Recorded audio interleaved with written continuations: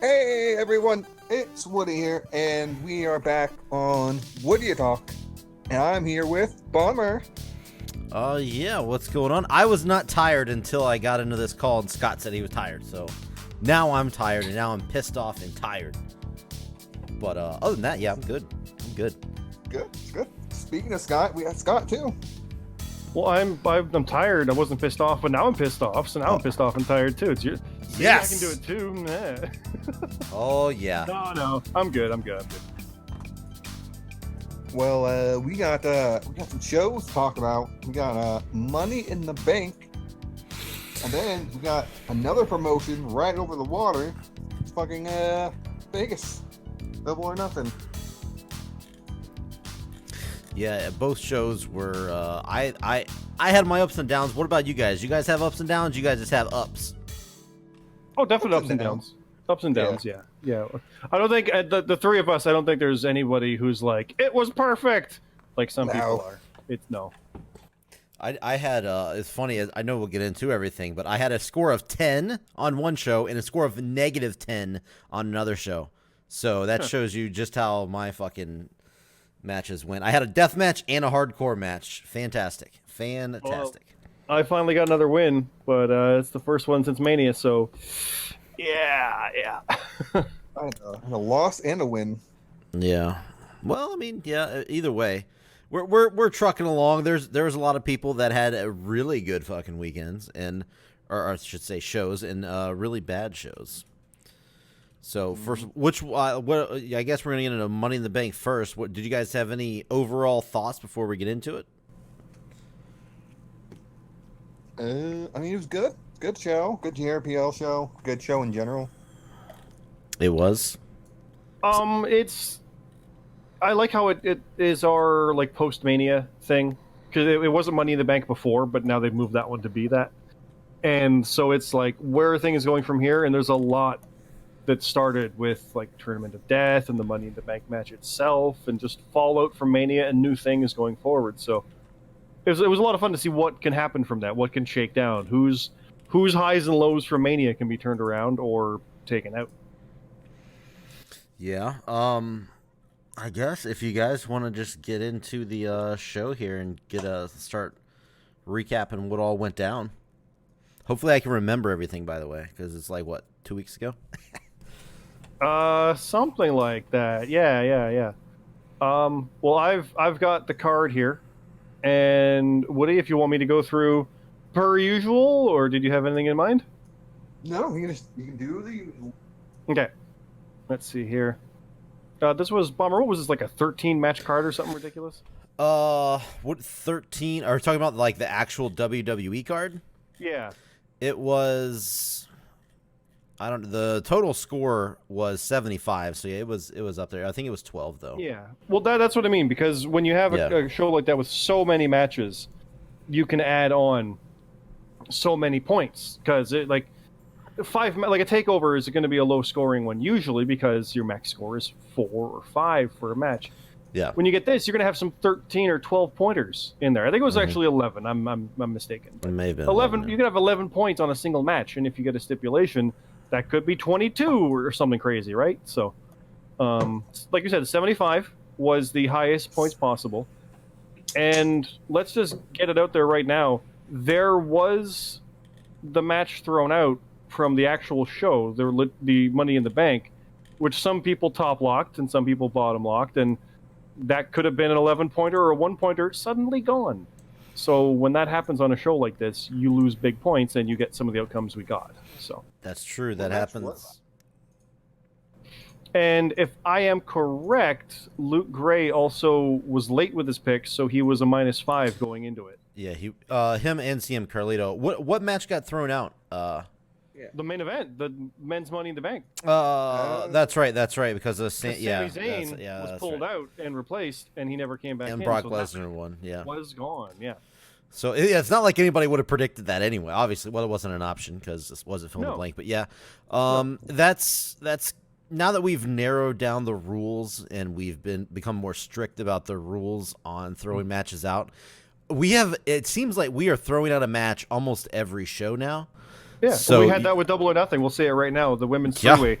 became a 4-way, so it's a different match. The 3-way is gone. Yep. It's just that's how it is. If it's a different match, that's it. Exactly. If Sami Zayn had come back into that match and it finished with him as a participant, cool. Match is back on, points count. But say Brock came out then, no, now it's a 9-man. Now it's different. It's out. Yeah. Like, it's got to be whatever the match was predicted on. If that doesn't happen, it's gone. So. Yeah. So, yeah, that was some things. So, going through, again, we're going to kind of fly through some stuff here because we got 2 shows really to talk about and upcoming stuff like the Tournament of Death and whatnot. But we've got a new guy, Go Tanaku, defeating Exo Liquid Vamp, 56-43. And right out of the gate, 56 out of 75. There's going to be some good scores on this, I can already say. So. And, yeah, that is a newcomer. That is 3J Platinum's little brother. So, there you go. So welcome him to the league, guys. If you see him, he's on Discord. So I'm almost sad he didn't go by something like 4J Platinum or something. Yeah, there you go. Right? Yeah, who knows? We might have a new future tag team coming up, but we'll see. Who knows? But good debut nonetheless. Yeah. Buck and 5 outdid that score with 58 against Chappers 47. Peanut is my bitch 69, 45 to Daddy Fat Sacks 37. Captain Charisma versus TB666, 46-39. Kyoko beat Peanut, 40-29. Oh, I just realized I was checking it as you're doing that. Buck and 5 got a 58. That was tied for the highest score of the night, by the way. It was okay. I was kind of keeping track to see who will top that. So Buck and 5 tied. Yeah, tied with somebody as we go. That's good. That's good. But like, Kyoko beat Peanut. 40-29. She was excited about that. She was excited when I told her she was facing Peanut. So she's glad she got the win. Kier 1, I think that's how you say that one. Another new one, obviously. Defeated the Dark Rider, 47-45. Yeah, close match there. Yep, another newbie rookie here for the JRPL. So good win there. And then we've got a triple threat going to a no contest. Tom versus the Lucha Warrior versus Brandon 23, 49-49, 38. Man, I'm going to tell you guys right now, I'm going to be very open with this as far as booking goes. You know, insider info here. Tom is like the hardest motherfucker to book in the JRPL. He is almost 50-50 on his wins. He's been around since the very first show, and he's not in Discord. He never really communicates anything, so I never have any input on him or who to put him against or anything. He'll win 2 matches. He'll lose 2 matches. He's the hardest person, like legit. When I'm booking, he's the hardest person to pick for a match. So he's all over the place, and it's unfortunate. But just wanted you guys to know that motherfucker is hard to book because I never know what to do with him. Next up, we have Nathan 8K beating Exo Kev 53-47. Excuse me. Yeah, that was because we were supposed to have the Siblings of Anarchy, Kev and Liquid Vamp versus Nathan 8K and Real Deal JRH, but Real Deal JRH was a no-show for this event. So that's kind of how there was supposed to be a tag match there, but it kind of broke down. Yeah. It happens. We have Switchblade beating Fart Bucket 36-3. Another debut. Mr.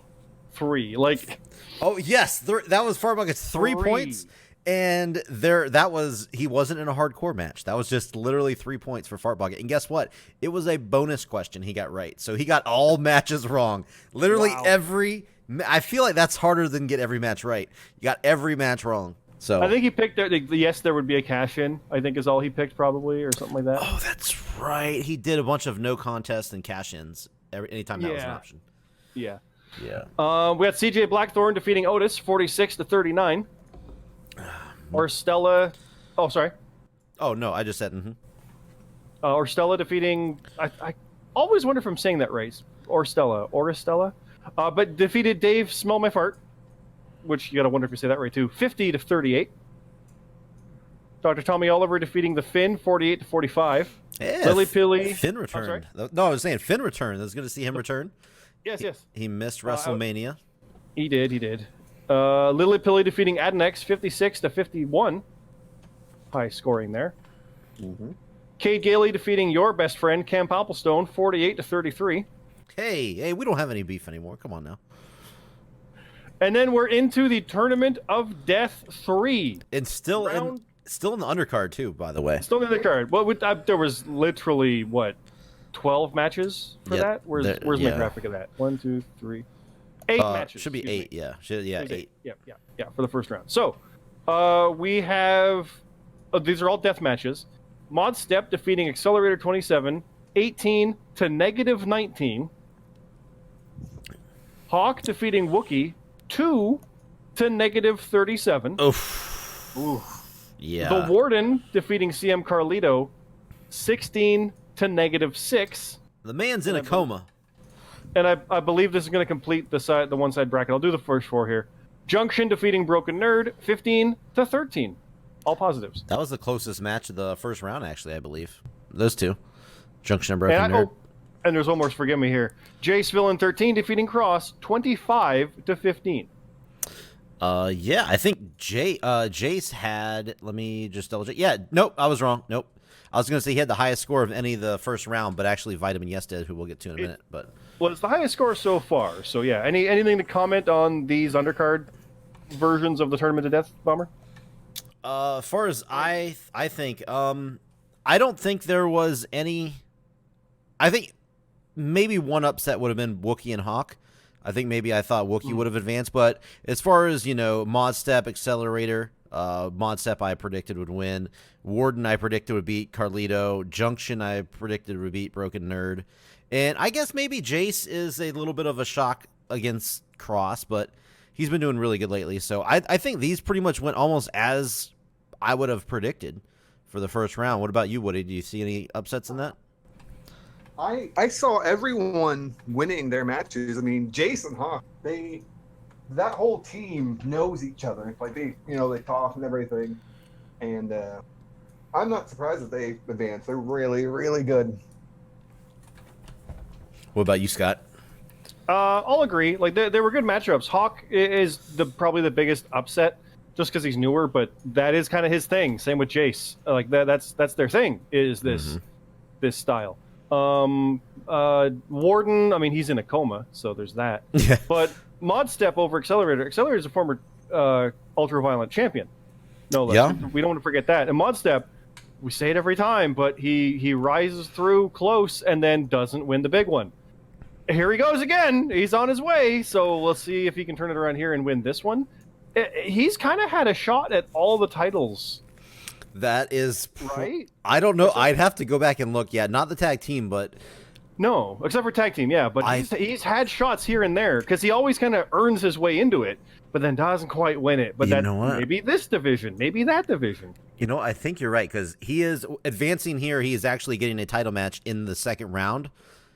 So he's getting another title match. Yeah, I think that is his I think you are right. I know he's definitely got world. I think he's got top block.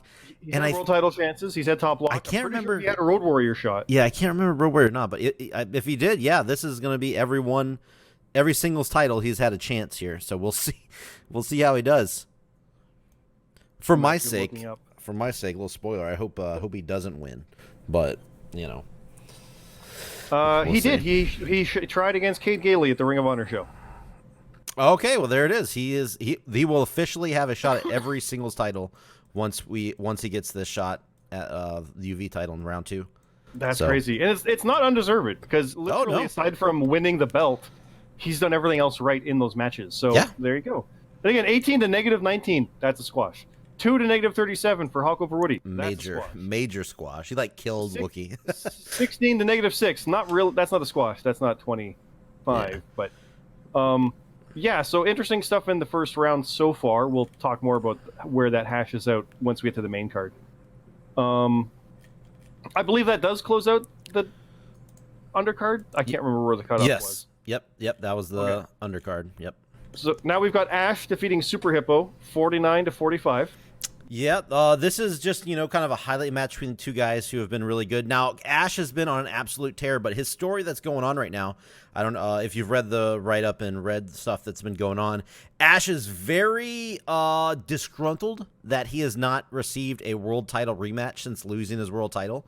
So he continues to win matches, and he continues to not get title shots. That's kind of the kayfabe storyline that Ash is going through right now, and he got another big win over a at least at one time formidable opponent with Super Hippo. So I guess the argument for him continues the build for Ash in the storyline.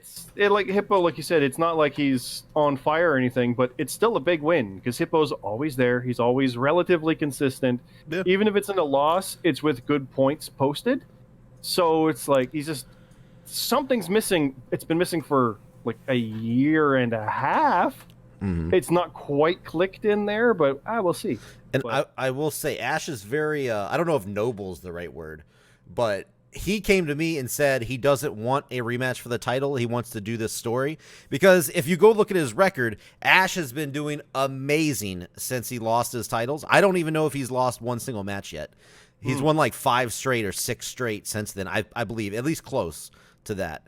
You'd rather go through the story to get there. That's what he told me. That's what he told me, yeah. There's money in the chase is what the old adage is, so Yep. Exactly. He said that's the story he wants to go through. So while people are out there like, I need a title shot, I deserve a title shot right now, I want one, give me, Ash is like, I know I'm there, but I'll go with the story instead of the title. And that's confidence too, knowing that, however the story hashes out, he'll still be there. Yeah, that's true. Right? Like yeah, so that's good. I like that.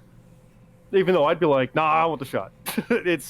But I've done similar with my kind of stuff where it's like, no, do this. This is where the story should go, and It might not be the best now for me, but whatever. It'll be cool in the long run. So, Woody, would you pass up a title opportunity for a storyline like that?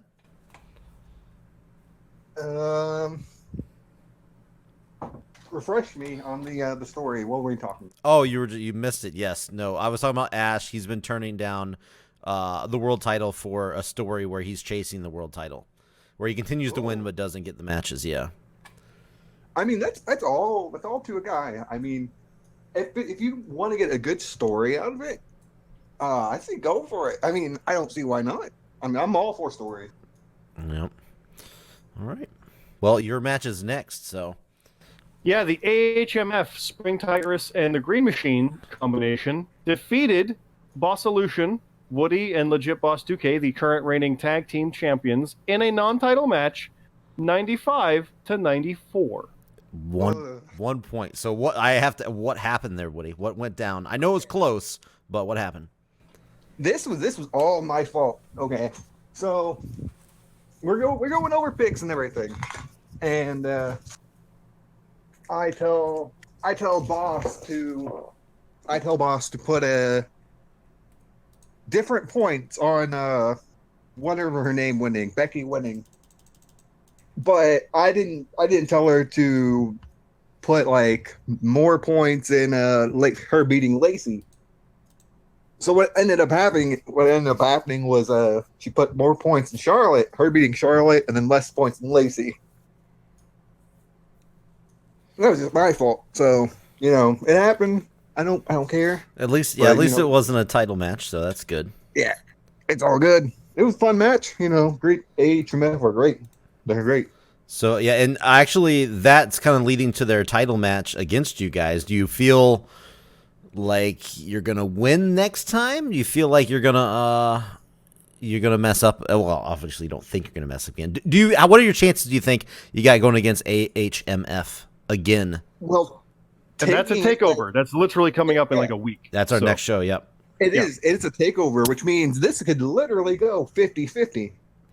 Yeah, one mistake. Like, that's the takeover style. Like, you mess up one, you can lose a match off of just one mess up. It's so tight. Yeah. I'm trying to learn from our mistakes and everything, so I'm just trying to Yeah. Well, we'll see. Yeah, we'll talk about more of that here coming up. But yeah, that's I think it's a good one. Spring Tigers could possibly catch you, Scott, as far as the only person to win a tag team title with a different opponent, a different partner. Yep, and I'd be happy about that. Tigers is awesome, so that'd be a fun thing. That'd be cool. Tigers and Green would be great. Mm-hmm. Yep. So we will see. Well, Green's never had a title, has he? He's been the UV champion, Ultraviolent. That's right. Yeah, because he was. I keep bringing this up, but he was the first to hit 1,000 points. Yes, he was. A lot have kind of followed and hit there since, but he was the first one to do that, and he's not aside from one tag title reign, or sorry, the one UV title reign, that's it. It's like, oh, Yeah. someone with that many points really seems like they should have more titles on their resume. So Yeah. I hope that'll be a good feel-good moment. Not sorry, Woody, but that would be a cool moment for them to get that. It really would, especially against like it's an AHF combination with a different solution combination. It's interesting to see that. Oh, that's an interesting That's point. returned, right? It's a different setup. I didn't think about that. You're right. What's kind of interesting is if we do retain, this will be I want to say the third Saudi show in a row where I'll be bringing in the title and defending it. That is true. Yeah, for Super Showdown. If you can defend. And yeah, that's the main event of the Super Showdown. We'll get to that too. But, yeah. Next up, we have another non-title match. The world champion Tino defeating Rab 58. There's your other Max right there. The world champ posted that. Yep. Versus Rab's 43. Yeah, I mean, not a terrible showing from Rab, but I do like it when the champion is in a non-title match and they still put up tied for the highest score of the night. Even though he's the world champ, it's non-title, but he still put up the highest score of the night. That's I like to see that. Yep, that's cool. But yeah, just a solid win. Yeah, that's pretty much a solid win there. It is, yeah. Now we have the other two death matches that are on the card. We have Tournament of Death Round 1, Redhead 12 defeating Baron Ash with a score of 1 to -32. Yeah, another squash there. Big win for Red. I think this is Red's second TOD appearance. So, I think she lost in the first round. So, I don't remember what Red's Rebellion match was. I think it was a win, but I mean, Red lost to me at Mania. Not to toot my own horn, but that was a big one. I needed that, and that it did affect Red. So this is a good turnaround. This is a perfect turnaround. Yeah. Put her in this environment, hell yeah. So Red lost to the Warden at Rebellion in the Open Challenge. Right. Yeah, that's right. Red answered the Open Challenge. Storyline is like storyline, whatever. I'm a huge fan of Red. I'm hoping for the best. So you got competition in your Tournament of Death, along with Vitamin Yes. Bastard defeating Nate Myers 27 to -4. I say bastard because he retained the Canadian title at Rebellion again. And the returning Nate Myers, yeah. Returning Nate Myers, yeah. -4. That's not bad. I mean, it's no -32. Like, yeah. Some of the Tournament of Death matches were like -32, -6, -37. Ouch. So that's not bad. But I mean, 27 is damn good to post. That was the highest score of the first round. Yeah, Vitamin Yes took it. So that makes up the brackets. Oh no, it doesn't. Sorry. We got one more coming up. Yours is coming up. We'll come to there in a sec. First off, we've got the Road Warrior Championship. The Alpha Dog defeated LJ 54 to 45. But in storyline, the WrestleMania story continued.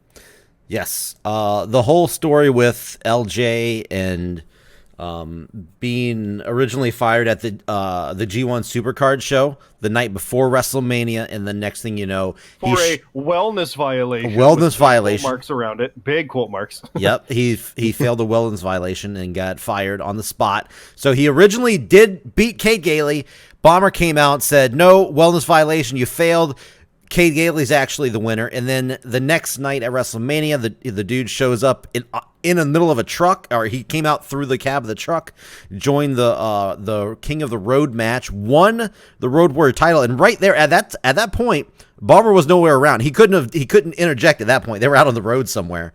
So, but now, finally at an arena that wasn't a house show, because actually, I guess I can talk about this for a second. I didn't want to do anything at the Rebellion show because it was kind of a big moment and it was on a house show, so I didn't want to have Bomber interject with LJ, or I should say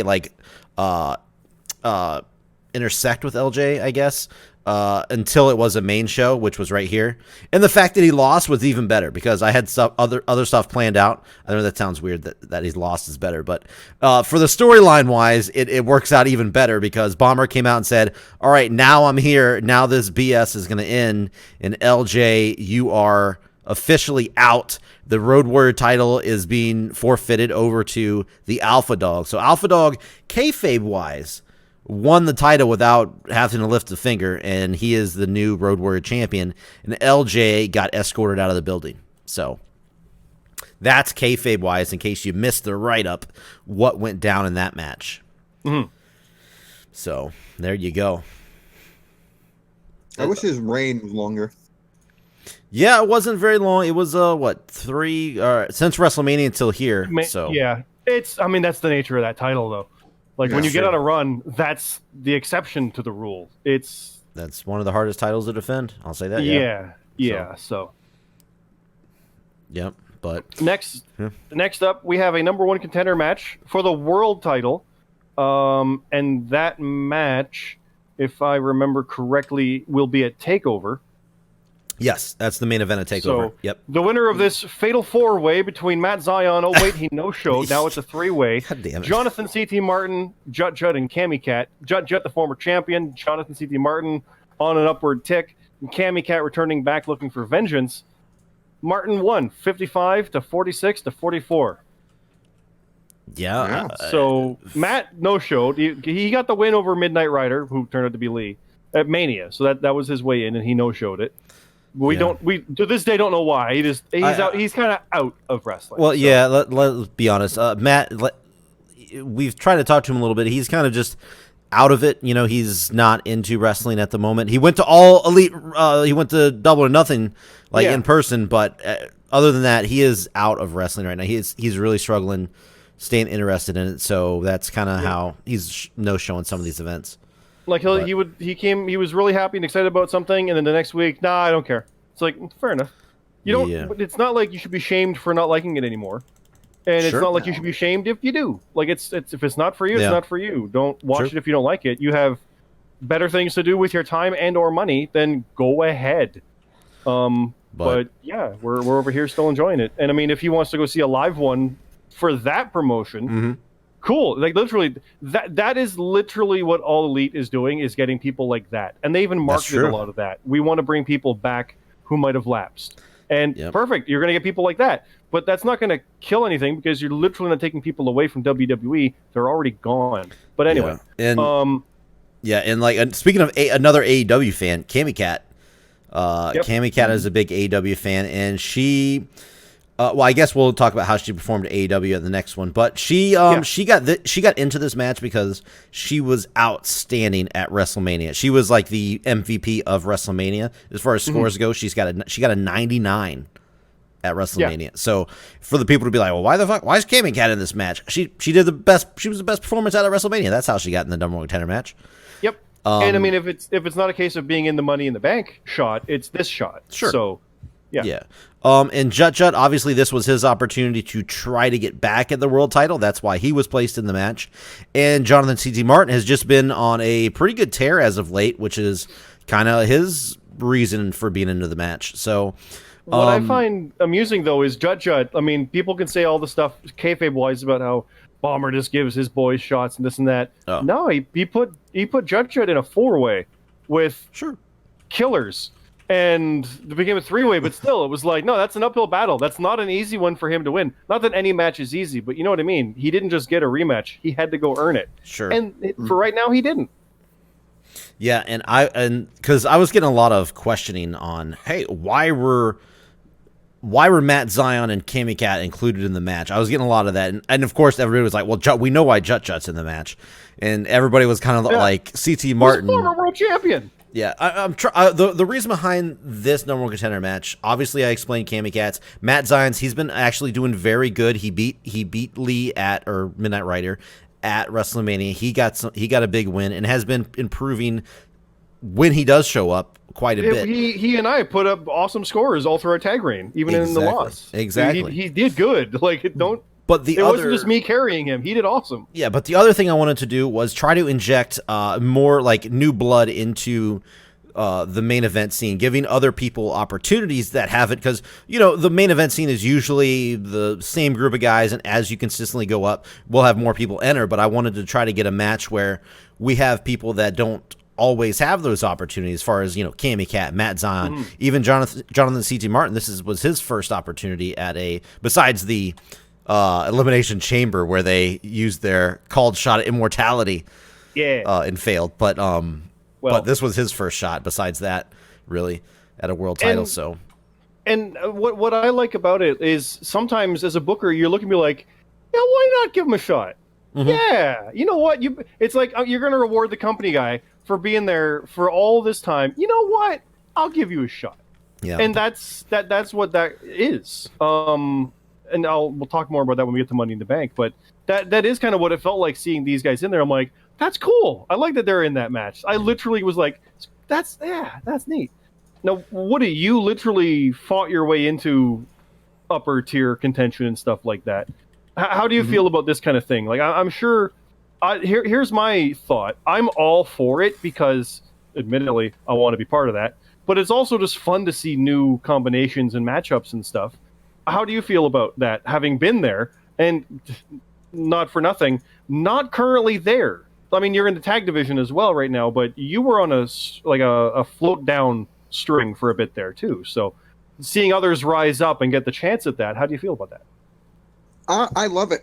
I'm all for things like that. Like when Ash beat me, I wasn't even really upset. I was like, hey, that's something new. I love seeing new people. I love seeing new people up there. And at the same time, I was kind of getting burnt out with all the same matches. Not all the same matches, but just being in the singles division. So doing something new is always good for someone. And seeing people rise up, it's fun. It's great. Yeah. But the only reason I brought that up was because obviously when I booked that match, there was a lot of heat on Discord. Like, what the fuck? Why are these people in the match? But yeah, that's the only reason I brought it up. Just a little behind, that's what I like to do on here as far as when I book stuff, kind of behind the scenes on why I did book certain things that you don't normally get to see. Sometimes the reason is because it'd be neat. Yeah, sure. Yeah. Or why not? Yep. It's kind of funny because you get all the armchair quarterbacks, as I'll call it, and I'm part of it too. I'm fine. But with I mean, that's awesome that people are just talking about it. It's happening after the Double or Nothing show last night too. All this discussion, it's good. It's got people talking, thinking about stuff and options and this and that. Like, why is this? Why is that? It's cool. I like seeing it. And something that we don't talk about enough is that it is really different divisions. Like, you might be doing really well going after the ultra-violent title. That doesn't necessarily mean you're automatically going to contend for another one. And Sure. also, if you're doing really well or decently good going after the main title, you're not going after another title at that point. It is different divisions in its own way. Yeah, you can cross over like Mod Step is back and forth and stuff like that, but it is kind of an important distinction to be you're not in that hunt. They are, and they're upper echelon in that hunt. Like Alpha Dog is the Road Warrior champion. Yeah. And he came in, I think, within the past year? He Yes. debuted? Mhm. And I'm like, oh, I kind of want a Road Warrior shot. But I'm going after the world title. I shouldn't be in the Road Warrior stuff right now. That's literally how that kind of works. It's the same as 24/7 title. You don't see world title guys fighting for that, and vice versa. It is its own kind of split thing, even though we're a little looser with it, but Yeah, you get what I'm saying, right? And yeah, and with CC Martin, he's been in the tag team division, so this I don't think he has never expressed to me anyway that he would like to leave the tag team division. Just this was an opportunity that presented itself, and he was doing very good. It's tag team and solo matches. So this was just an opportunity, and he seized it. So Well, ironically, that's why Matt and I won the tag titles in the tournament because. Bastion and Jut were literally not going to be tag team guys because they were solo champions. Yep. Because how the whole Survivor Series worked. Their Survivor Series teaming worked to get them singles titles and took them out of the tag stuff. Okay. Yep. There you go. So people need to keep that in mind too.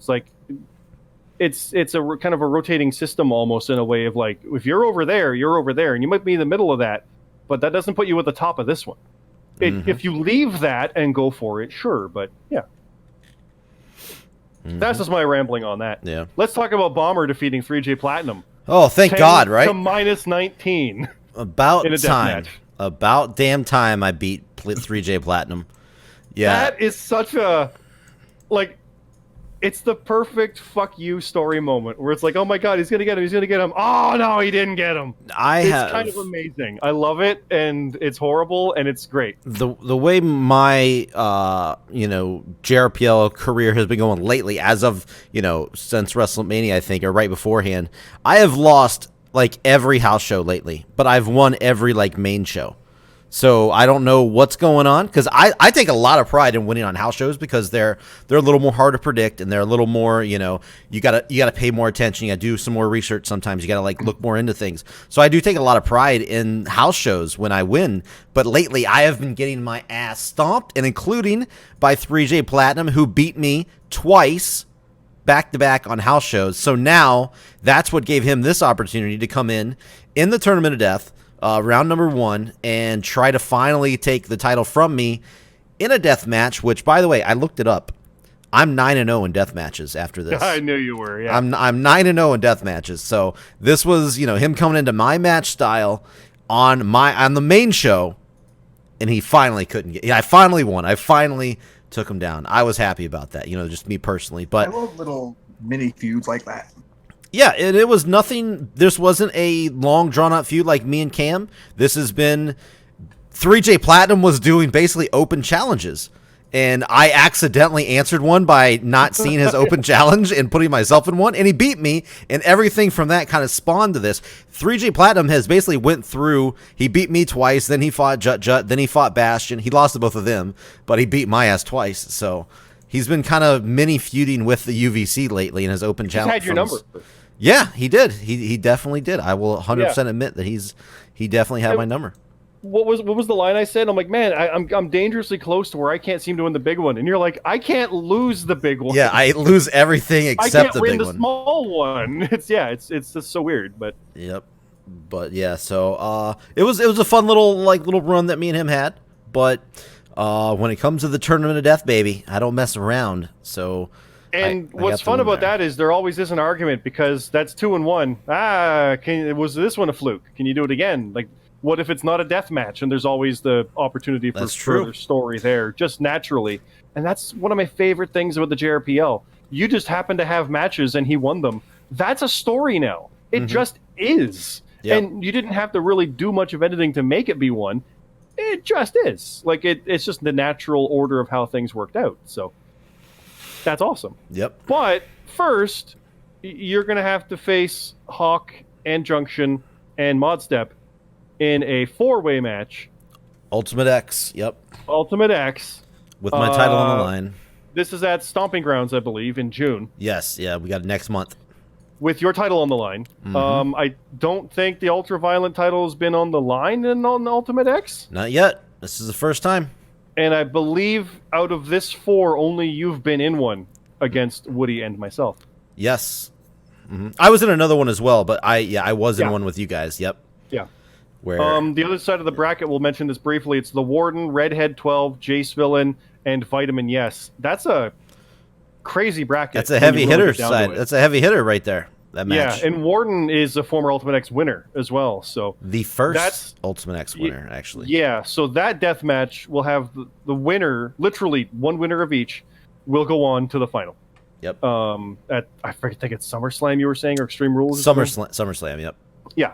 So you've got your work cut out for you, Bomber. Yeah, as always, the Tournament of Death is not an easy experience, and it shouldn't be. It should not be. So no. Who do you think your biggest threat is on your side here in the next round? Out of Hawk, Junction, and Modstep. I mean, I would say Modstep initially by looking at the names. I mean, but then again, he can't win the big one. He loses the title matches, so maybe I should. This match is the big one. Maybe I should not worry about him. I think actually, I think Hawk would be the more overlooked name, and I think Junction would be the more of the bigger threats between the people there. I think Junction would probably be the biggest threat for me. And then who do you think is going to advance from the other side? Warden, Red, Jace, or Vitamin? Well, it would be very interesting if Warden is somehow still in a coma and makes it to the finals of Tournament of Death. I think that would be funny.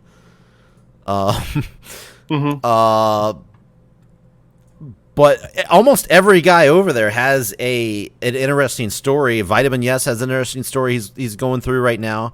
He was the longest reigning UV champion before me, so I took that from him. So if somehow I would advance to face him, that would be a very interesting story. Red, which we'll talk about, spoiler, he just beat me in a first blood match, and that was the first time we ever went one-on-one, so there could be heat there. But again, that's me counting on me winning. So if I had to pick somebody from the next on their side, I would probably by default go Warden based off of his prior, record and experience and stuff. But either way, that match is going to be a fantastic round 2 match. And Warden is in the range of having shots at multiple championships because he had the Road Warrior shot, which he didn't win. Yep. And he's a former tag champion twice over, and he could end up in a title match here for the Ultraviolet. He's never had a world title shot, but some would say that's inevitable for him. Imagine the only way he wins if he's in a coma.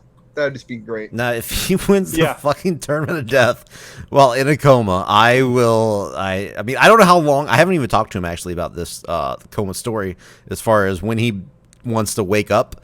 But if he's in a coma all the way till August and wins the Tournament of Death, that is insane to think about. Well, Woody, I presume Warden is your pick for that side of the bracket? Warden is my pick. He is. But if I had to choose someone outside of Warden, I'd really want Jace to win. Yeah. Jace is an interesting character, yeah. Yeah, he is. And I think I'd want to see him, what he would do story-wise with the Ultraviolet title. We could have Jason Hawk in the final, right? Yeah. Could. We could have Junction and Redhead against each other in the final. Two blissful enigmas. Yep. In the final. I mean, there's so many different possibilities that. I'm not gonna lie. I am kind of thinking it's gonna be Bomber on one side. It's hard to bet against you on these damn things. I hope. It's not a death match, so that's the weird part. So maybe not. Maybe you're out. I am pulling for Red. I want Red to rebound. I would like to see though, Mod Step and Warden in the final. The two guys who just come close to the single title. To have it, that'd be a neat match 1-on-1. I'd like to see that. I think they fought before.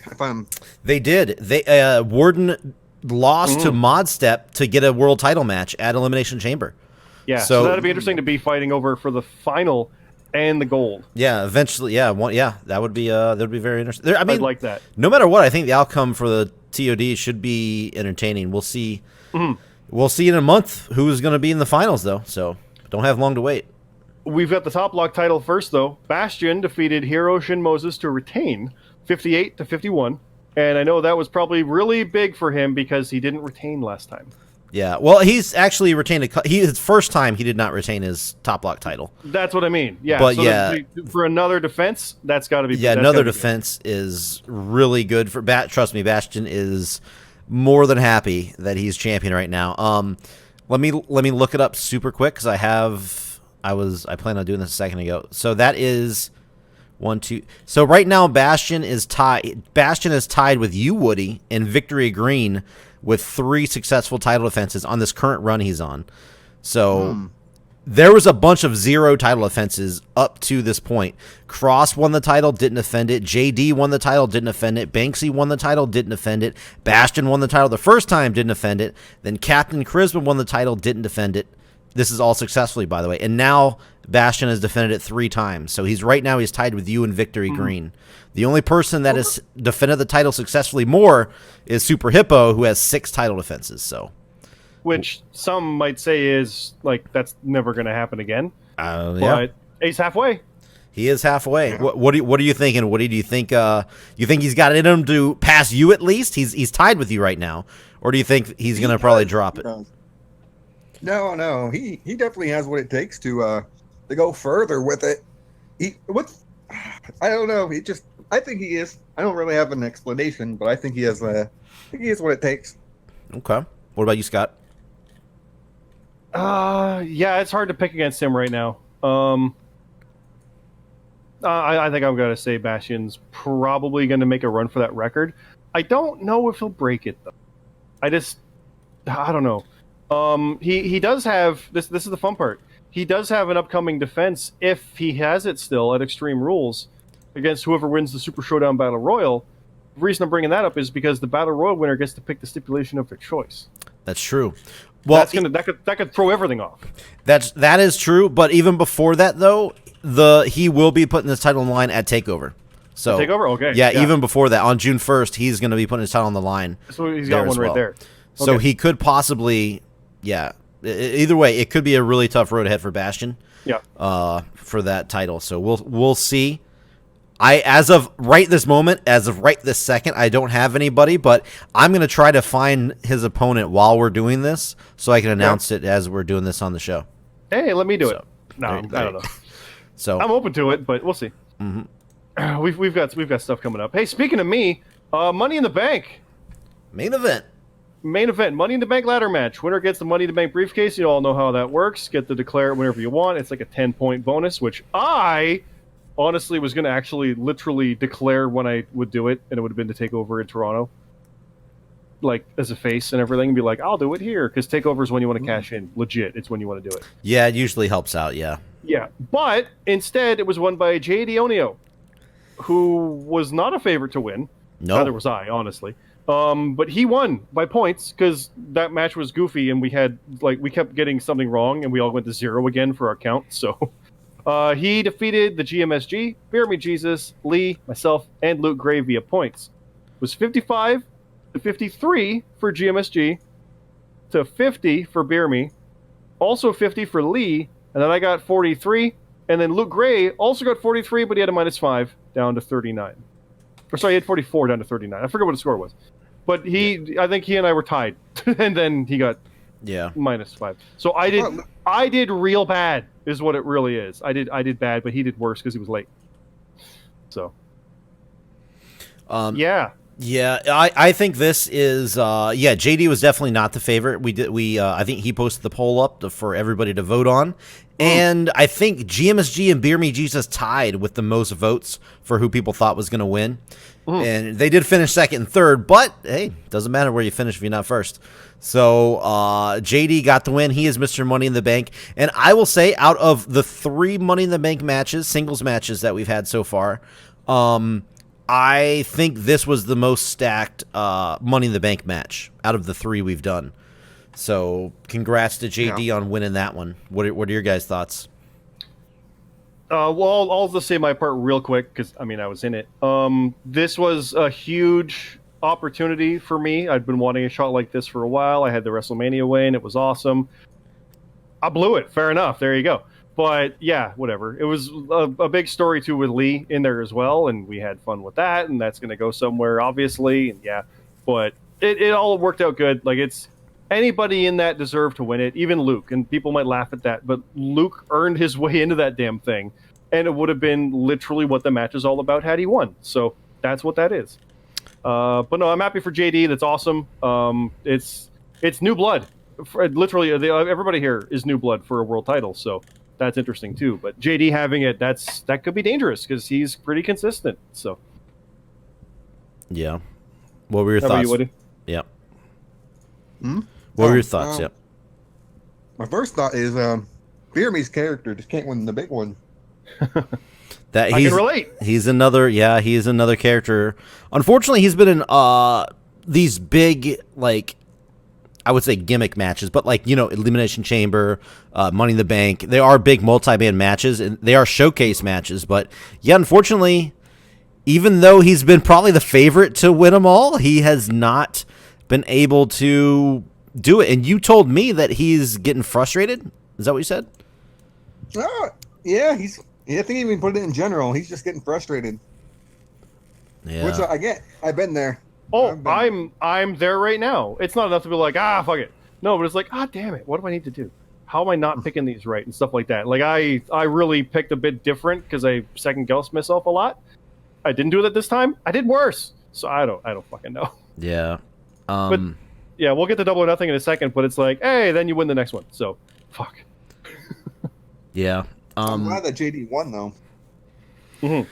I think back when we did one of these episodes, like when we had to we made like the yearly predictions or something. I predicted that JD would be world champion by the end of the year. So we'll see if he can use that briefcase to make my prediction happen.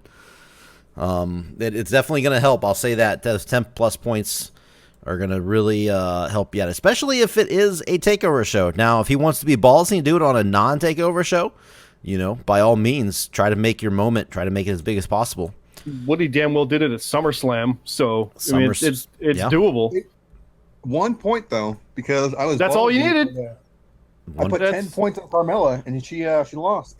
Yep. So you would have actually lost if it wasn't for that 10 bonus points. So exactly.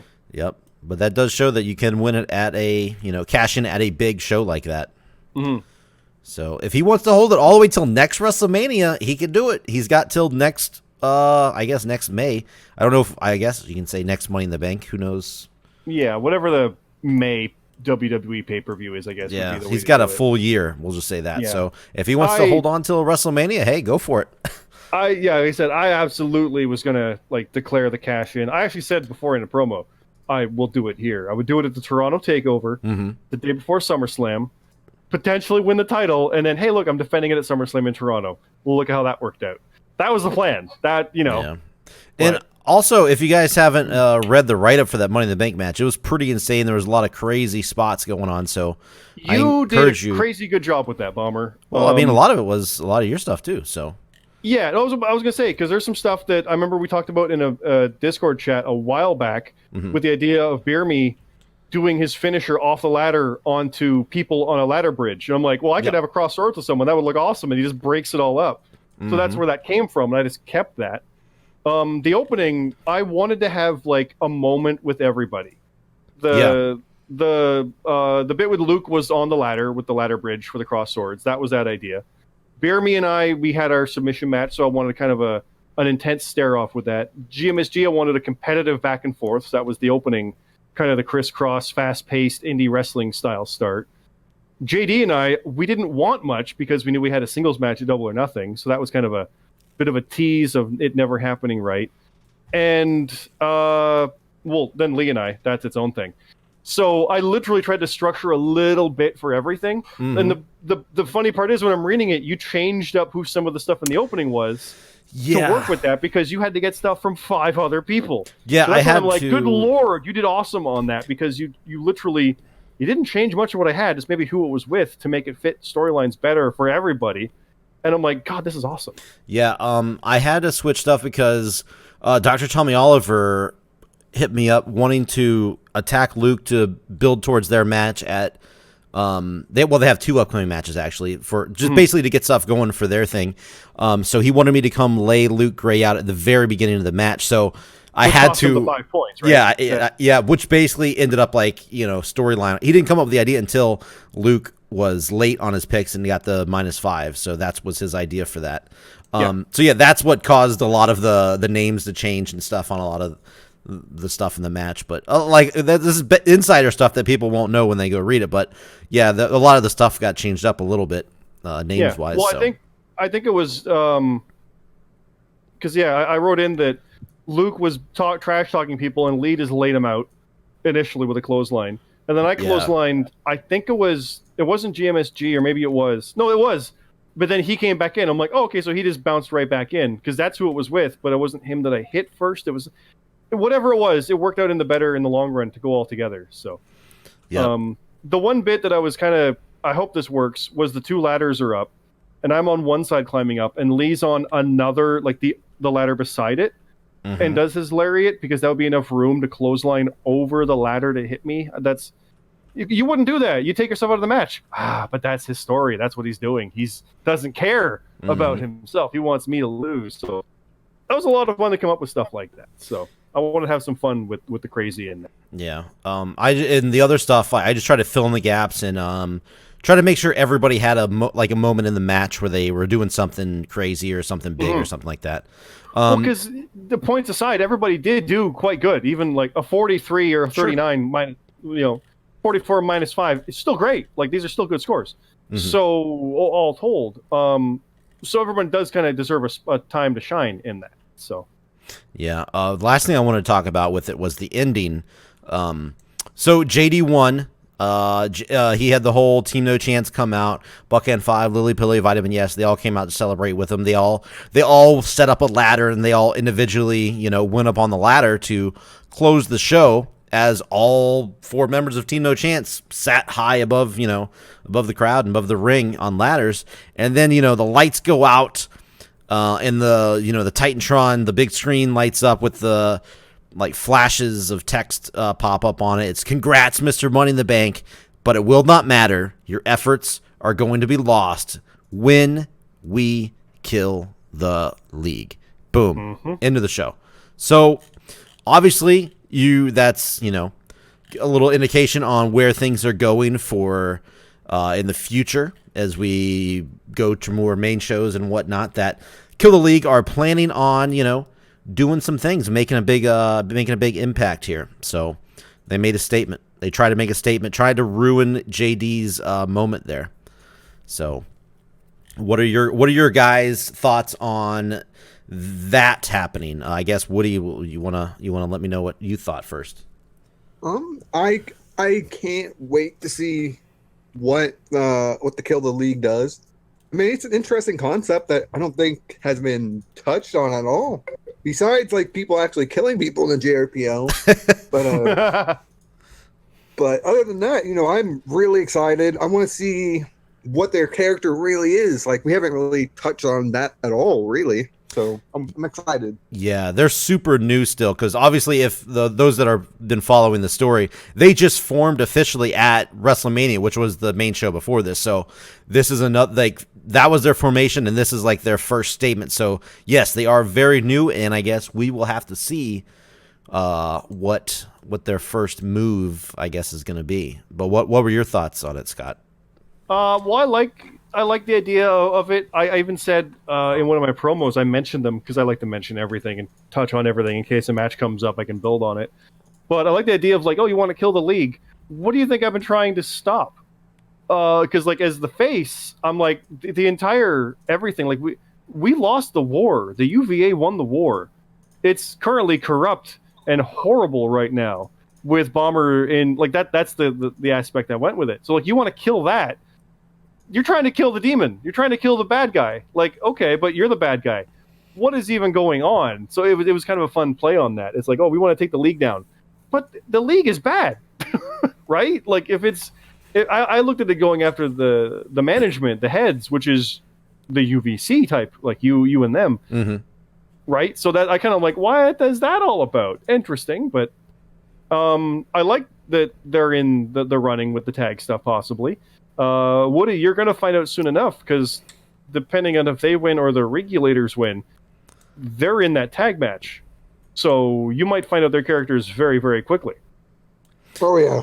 Yep, that's a possibility. Mm-hmm. So, yeah, if you want to get through, I guess, Double or Nothing real quick, and then we can move on to what's coming up. Yes, Double or Nothing. The results are out now. If people want to go look them up, they are posted. The highest possible points was 60 for this. And this is its own show style, right? It's a house show, but it's under its own. And All In got moved into this, I believe, right? What do you mean? Well, it is a house show. There's the NXT section, the Ring of Honor section, the WWE section. There was All In was under Ring of Honor, I think, is how you had it, right? Yeah, because there was no AEW at the time. Yeah, it's the same guys, same it's Cody. It's AEW Zero. It really was. Yeah, but Ring of Honor helped produce that show, so it fell under a Ring of Honor show instead of So exactly. Yeah. So this one, the highest possible points was 60. The only achievement you have in there is Match of the Night honors going to Daddy Fat Sack for the first time. The rest aren't filled in yet. They usually come later, so no worries there. Yeah. Another Match of the Night I did not. Yeah, Wookiee and Daddy Fat Sack got Match of the Night there. I guess we didn't mention Match of the Night over at Money in the Bank. Excuse me, we kind of just jumped right through that. Let me go back to that here. It was 2 people that already had it before. Oh, it was Bastion and Hiroshi Moses. That's right. Got Match the Money of in the the Bank actually did somewhat close, like it was up there, but it's just too many people with too much of a median to pull down. So yeah. Yep. So we have. There we go. Double or Nothing. I'll start at the bottom, work the way up. This one just happened. We got CM Carlito defeating Exo Liquid Vamp 23-21. Super Hippo getting his win back, back on the right track against Gotanaku 37-14. That's a pretty big stretch there. Kyoko beat Switchblade 39, new top score to 25. The big Peanut. the big AEW fan, one of the biggest in the JRPL, took a loss to Kyoko. Interesting. I'll just say that. Interesting. Well, yeah. Peanut beat Fart Bucket 13-9. When I booked that, I was so excited. I was like, this is a WrestleMania worthy match. Peanut versus Fart Bucket. But yeah, I booked it here, and it did not disappoint. Both guys put up terrible scores. Loved it. Mm-hmm. Yep, it was the right level of competition. Yes, it was. An athletic commission wouldn't license them against an actual person, but against each other, that's suitable competition. So yeah, it's one of those type of things. Woody, I gotta ask: is Fart Bucket still somewhat involved with Solution, or did you guys just dump his ass behind a chili somewhere?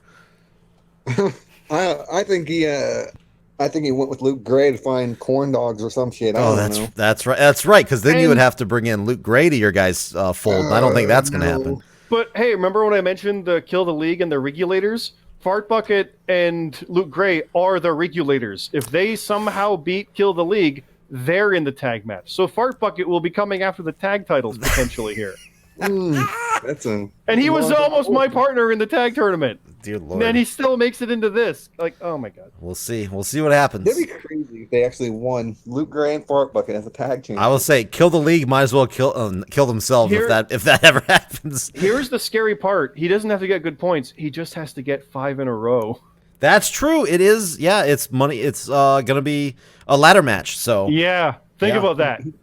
Yeah, he doesn't even have to rely on himself. You know, he has Luke there too. Luke could win the match for him, and Fartbug can become a champion if that's. Yeah. Well, let's mention that briefly right now. It's 5 in a row, but it doesn't have to be like both of them pick the right things. Just one of them has to pick the right one. Right? Yeah, exactly. Yep. That's how that works for a tag money or a tag team? Sure ladder? does. Okay. Yep. So if they happen to together get 5 in a row right before anybody else does, they're the tag team champions of the world. Yes. If either one get it right, yes. If either one get 5 in a row, yes. So Luke got 2, and then he didn't get the next one, but no. It's individually. It's individually. Okay.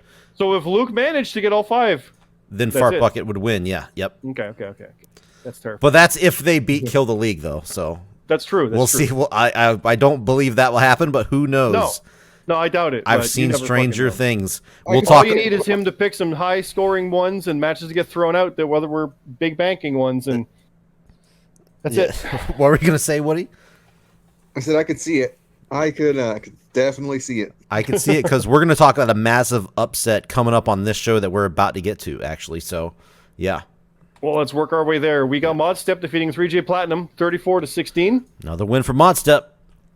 The GMSG defeating Orstella 19-13. Mm-hmm. Captain Charisma defeating Hawk 18-14.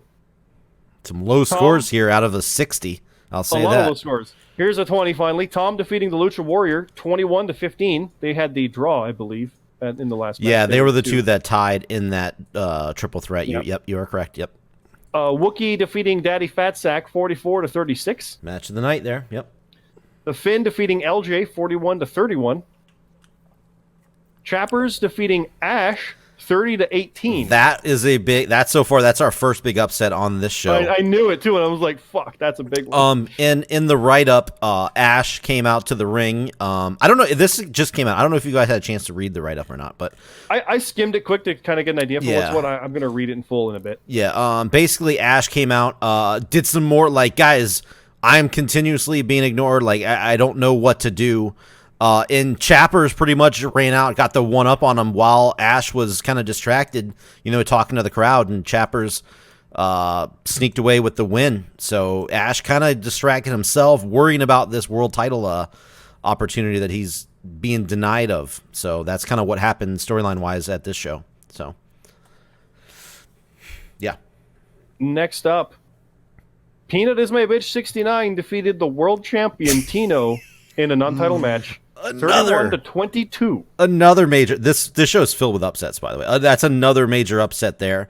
Storyline wise, there's nothing that went down. It was just I think I just wrote it as a clean win. Hold on, where is it? Oh yeah, I just wrote it as a clean win. The world champ just took a loss to a JRPL original. So now shock. Tino doesn't normally do the other shows, so this was a bit of a rare one for him. Yes. And that's the nature of AEW, and All In was the same way. It's like people who don't normally show up on house shows showed up on this. That is true. So that's the same thing here. So we're getting people that don't normally show on these show up. They might not have the best chance at it because they're not always predicting on it. So yeah, and it is a house show, so that's the thing to always remember with these. This is not going to affect Tino's, rankings, or unfortunately, it's not going to affect Peanut is My Bitch's rankings either, even though it is a major win. But it's always in the back of people's minds. I was about to say that literally those words. It's there though. You're thinking like, oh, maybe Peanut's My Bitch, give him a shot. It's maybe he gets a contendership chance in a 4-way somewhere. Like it's like, hey, you know what? It might not help the rankings, but it doesn't hurt. Mm.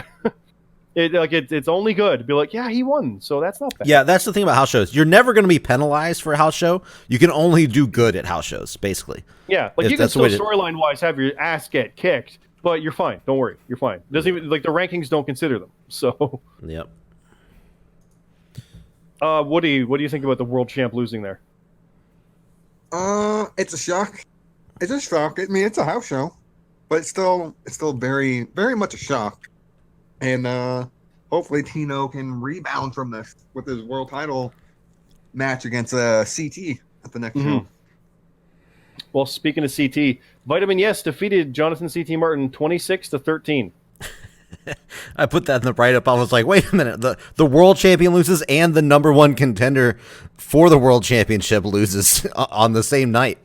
So both of these guys are going into the world title match, the main event at TakeOver, with a lot coming off of a loss, like no momentum. Now, if you go back and look at the last main card, yes, they both came up off of wins. So depends how you look at it. But either way, huge win for Vitamin Yes, who is now 6-0 in the most recent house shows. So Vitamin Yes is amazing right now when it comes to house shows. Not so much on the main shows. I think he finally won his first main show at Money in the Bank of this year. So that says something there. If he can just I even put it in there, if he can just transition that success over to the main card, he can move his way up the rankings. But he's killing it on the house shows, not so much on the main shows. Kind of, it's Vitamin Yes' story right now. And even storyline wise, you can look at it like, the champion lost, but he knew it wouldn't really matter. But then that's when you set up the title match later, like you and 3J. Yeah, exactly. You can literally, that can turn into a thing. Like you can take these things where they're not storylines on the house shows, be like, you know what? We got something here. So that doesn't hurt. Again, it could be good. So Vitamin Yes can be like, look, I beat the guy who just won the world title. I want a shot. We'll beat this guy and you get one. Okay. And that there's nothing wrong with going that route. So Speaking of, I beat JD Onio 41-23. Mr. Money in the Bank. You beat him. Yep. I beat him. But there you go. If it was for the case, I'd have the case now. I wish I joked with him, but I'm like, I don't want to do that. I don't want to take that away from someone, like potentially, like not saying I would win that, but oh yeah, I don't like that. You wouldn't want to be that guy that would fight the Money in the Bank holder and take his case. Nobody would ever do that. I legit forgot it was Woody who did that. Would they ever? Saying that? Oh fuck! You son of a bitch, Woody. You son of a bitch. Tarnishing the Money in the Bank briefcase. I don't know what you're talking about. Let's go to the next match. The way I see it is, if I had the case and someone challenged me, I'd be like, no, I want to keep it and cash in. I don't want to defend the thing. I'd be that guy, but I'd also be like, well, my character would defend it, so why not? Yeah. I don't want to be in that spot. I don't want that, but yeah. But this one. Go ahead. I was just gonna say what happened in the write up. That was all. Go ahead. I was just gonna say JD came out, kind of rubbing it in the face of Scott. He said that he is going to. Let me get the exact quote that he said here. Yeah. Since the Canadian hero couldn't get the job done at Money in the Bank, I figured I'd honor Canada with a real hero they can look up to, and he's truly Canadian. He ripped off like a cloth that he had covering the briefcase, and I don't necessarily know what Pug Pool is. He may have talked about this before. It's like a Pug Deadpool thing. Okay. Literally that, I think, yeah. Okay. Which Deadpool, being Canadian, is Canadian. So, yeah. And a picture of Pug Pool was slapped onto the front of the case, almost like kind of like a sticker or whatnot. Kind of like, you know how some of the guys have done that in the WWE when they're Money in the Bank. They would put stuff on the case. I think RVD was the only one that had a custom case. I think so, yeah. But I mean, it goes back to like when Lance Storm made the Canadian title out of the U.S. title, and like stuff like that is what I think of. But yeah. So he was rubbing the salt in the wound. Of you there. So and then I beat him. But I even said for the write up, but like because this was only a week later, I hadn't even had a chance to do any kind of post match promo because Lee put one up. And I wanted to respond to it and talk about JD. And I'm like, fuck, the match is happening. We have no time. We'll do another match. Let's just wrestle some more. So it was like, you know what? Have him lord it over me because he loved that idea. Yep. And whatever happens, lead to another one. So we'll have a rematch at some point. Yeah, that's why I had him win by disqualification. You guys got into like a little scuffle outside the ring, and he cracked you over the head with the actual case. So, which is cool because we've been wanting to have a feud for a while. Like literally, we'd wanted a match since like Christmas. This like stuff's happening. It's busy, but now it's like let's go. Let's do it again. Okay, sure. So and I won. So that bodes well for me. And you put up one of the highest scores of the night actually too. I don't think you had the highest, but second highest actually. I'm going to cheat and say right now that the Solutions overall score was 42 for Beer Me and Warden together. Yeah. And I got 41. That's a good point. Yeah. Yep. So even if I had Fart Bucket and he managed to get a point or two, we would have had. Like that's how ridiculous that is. Yep. But we'll get there. First we got Hiroshi Moses beating Cammy Cat 29-26. Yep. Just close match there. Two people that have been, working their way up the card, so good match there. And speaking of, Luke Gray beating Dr. Tommy Oliver by a point, 28-27. Yes, and if you look at, I will fix it at some point, but right now, I do not have the write-up for that match because Luke Gray messaged me and said, hey, do you have anything for the write-up yet? And I was like, at this point, I did not have anything. I was like, no, let me know what you want to do. And I kind of, skipped past it and started working on the other stuff. And then later on, I talked to him. I was like, okay, I need to know what you're going to do. And he said that he talked to Tommy Oliver and stuff didn't work out, so he didn't have anything.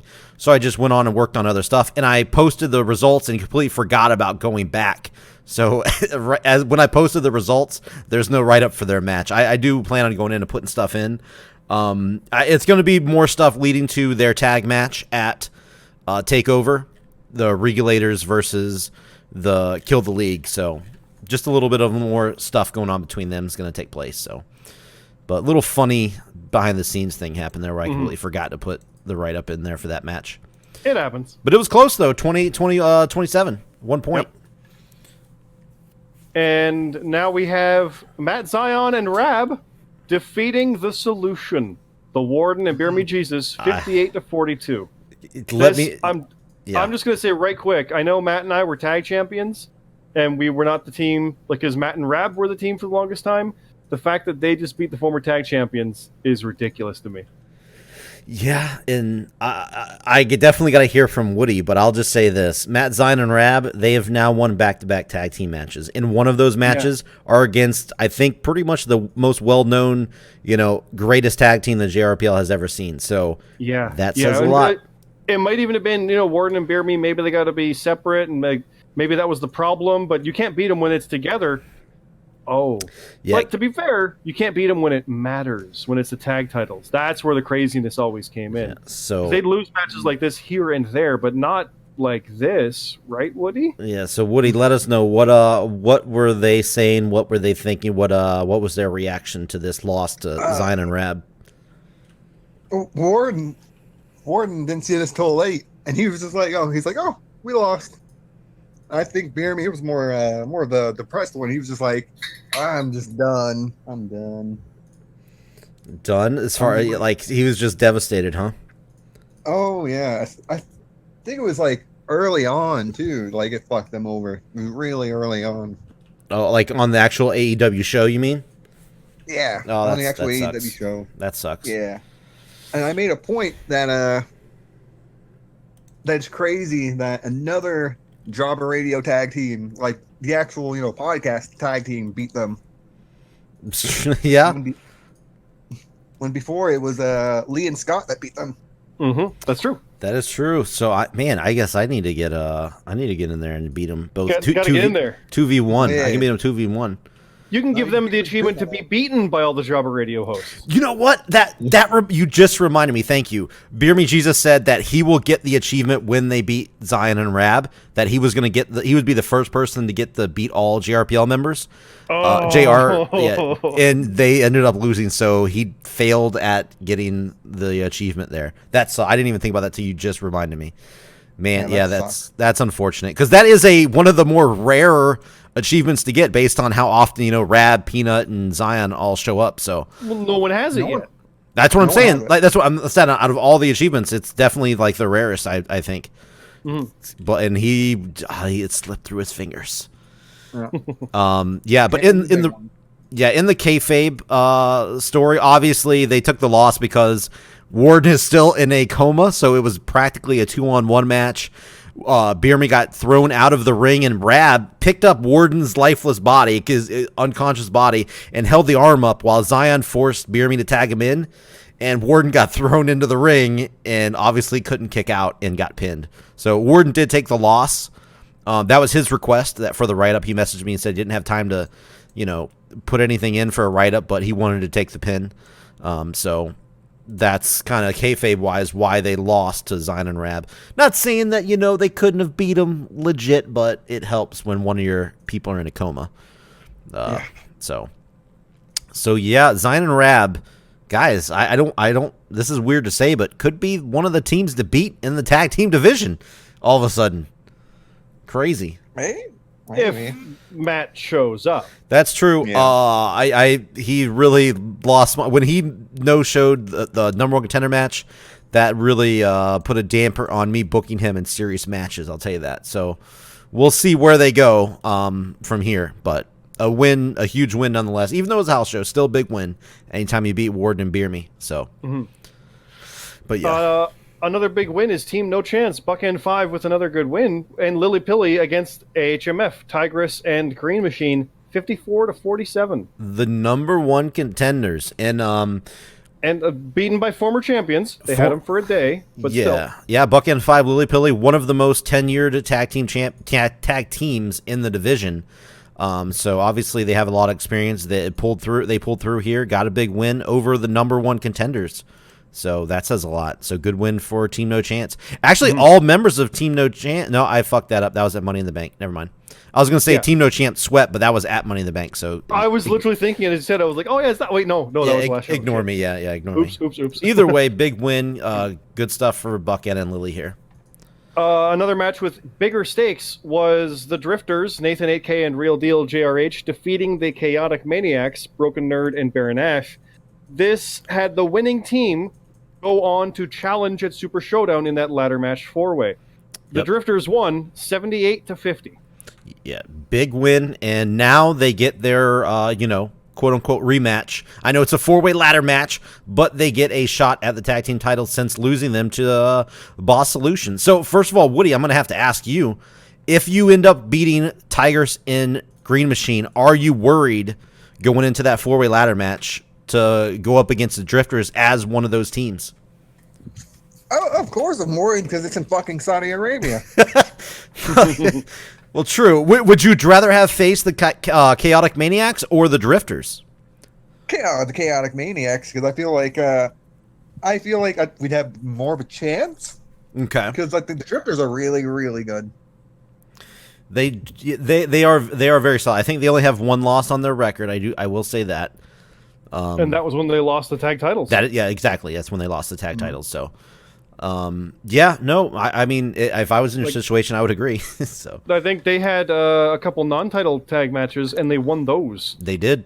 Yes, champs as well. So, and they had an impromptu tag match, and they won that too. Yep. After they lost it, so they've only literally lost one match together. Yeah. So, I mean, and now they are going into, I mean, they're locked in. They're going to be in the tag team title match. They are the only, actually, if you think about it, they're the only team locked in as of this moment because we don't know if Boss Solution or AHMF are going to be in yet. So the Drifters are the only team locked in, and I think either way, even though they've only lost one match, they still have a giant mountain to climb if they want to walk out with the tag team titles again. But if they do, they will be two-time tag team champions, and only one other team can say that right now, and that's Warden and Beer Me. Yep. So they got a chance. They got a chance. It was a big win for them. Usually I don't put matches with these kind of stakes on house shows, but since I did have this idea of that big match and not like coming up, and not enough shows in between, I said, "Fuck it, let's do it, guys. Let's put some stakes on these house shows." It makes the first AEW show matter a bit more. Yes, So true. It makes it a little more important. Yeah, I agree. Yeah. I agree. Speaking of a match with stakes, kind of, Cam Popplestone beat Top Lock champion Bastion 26-23. Hey, look, it's your friend versus your boy. Oh man, Cam won. Yeah, Cam won. Bastion, that's his second loss to Cam Popplestone, by the way. Is that a 3J Platinum situation? I don't know. I don't know if that means Cam should be getting the title shot at TakeOver or not, but... if Bastion could be like you, he'll win it when it matters. That's true, but man, me and him were so...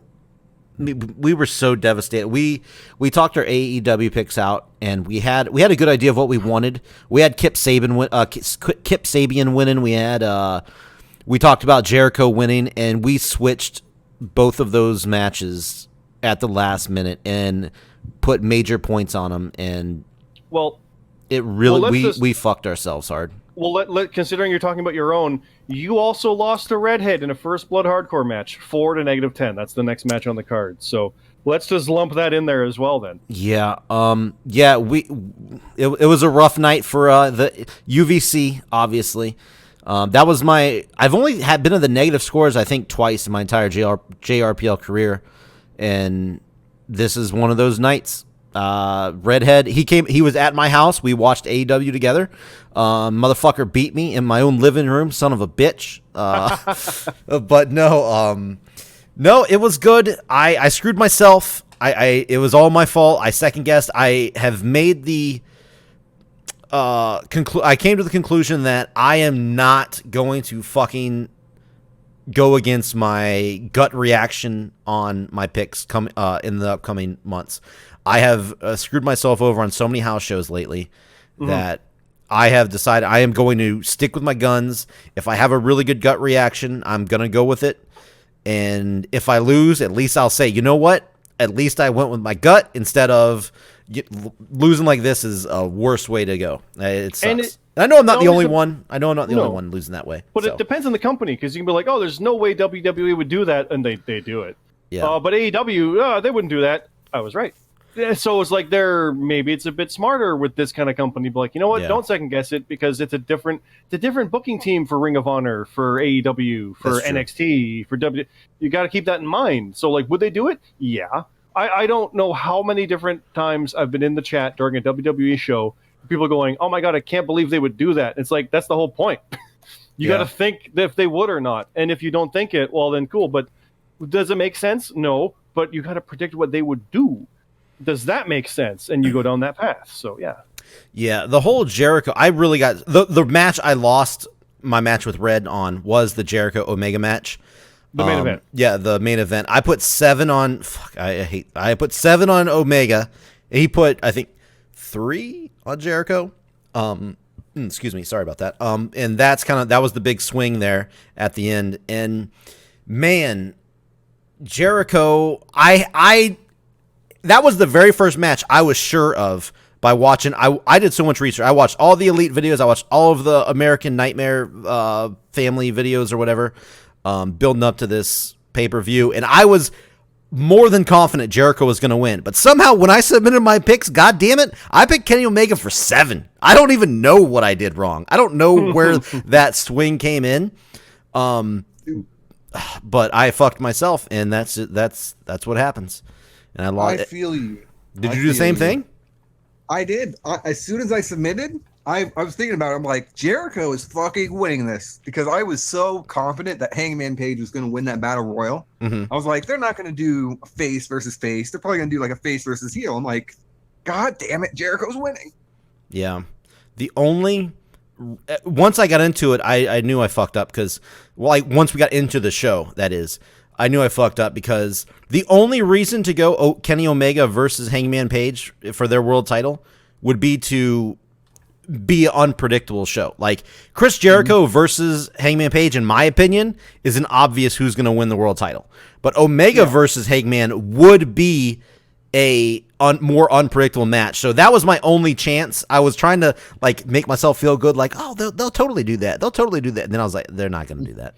Yeah, no, I think you're right. It's going to be Paige beating Jericho because the whole thing is Jericho is the star, and this is going to be the star-making performance for Paige. Yep. Also, I think that's going to be it all out, and Pac is going to attack him at the end, and we'll finally get Pac versus Paige for the world title. That's possible. I will say this. I'm literally calling that right now. Whoever I'm calling something right now too. Whoever I'm facing at whatever show whatever show Jericho and Hangman Page face each other, I am top locking Hangman Page. So whoever's facing me, you know what my top lock's going to be going into that match. I have no clue who I'm facing at that point, but I'm top locking that match. So there you go.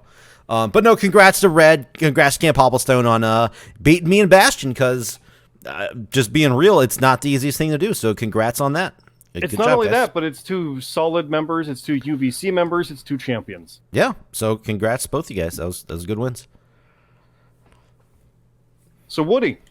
Yep. Yes. You had a hardcore Las Vegas street fight. Boss Solution, non-title, against the Age of Annihilation, Jace and Dark Rider. -6 to -12. If AOA had won, they would have been in that 4-way ladder match. Now, instead, it's a wild card, which all we know is it will be a wild card. We don't know who it's going to be. You son of a bitch. You denied them a shot. How do you feel? How do you feel, you son of a bitch? Even though, and don't forget, they might lose and not even be in that match at the next show. That's true. Neither one of these teams may be in that match. Yeah. So what are you thinking there? It was a fun match. I've always wanted to face Jace, and I love the little write up that me and Jace talked about. It was really fun. And I think it was a fun match. I'm sad that they're not in that tag team ladder match. But I am too. Win. They are a very good team. I will say that. So yeah, I'm a little sad. They had their opportunity. If they would have beat the champs, they would have been in.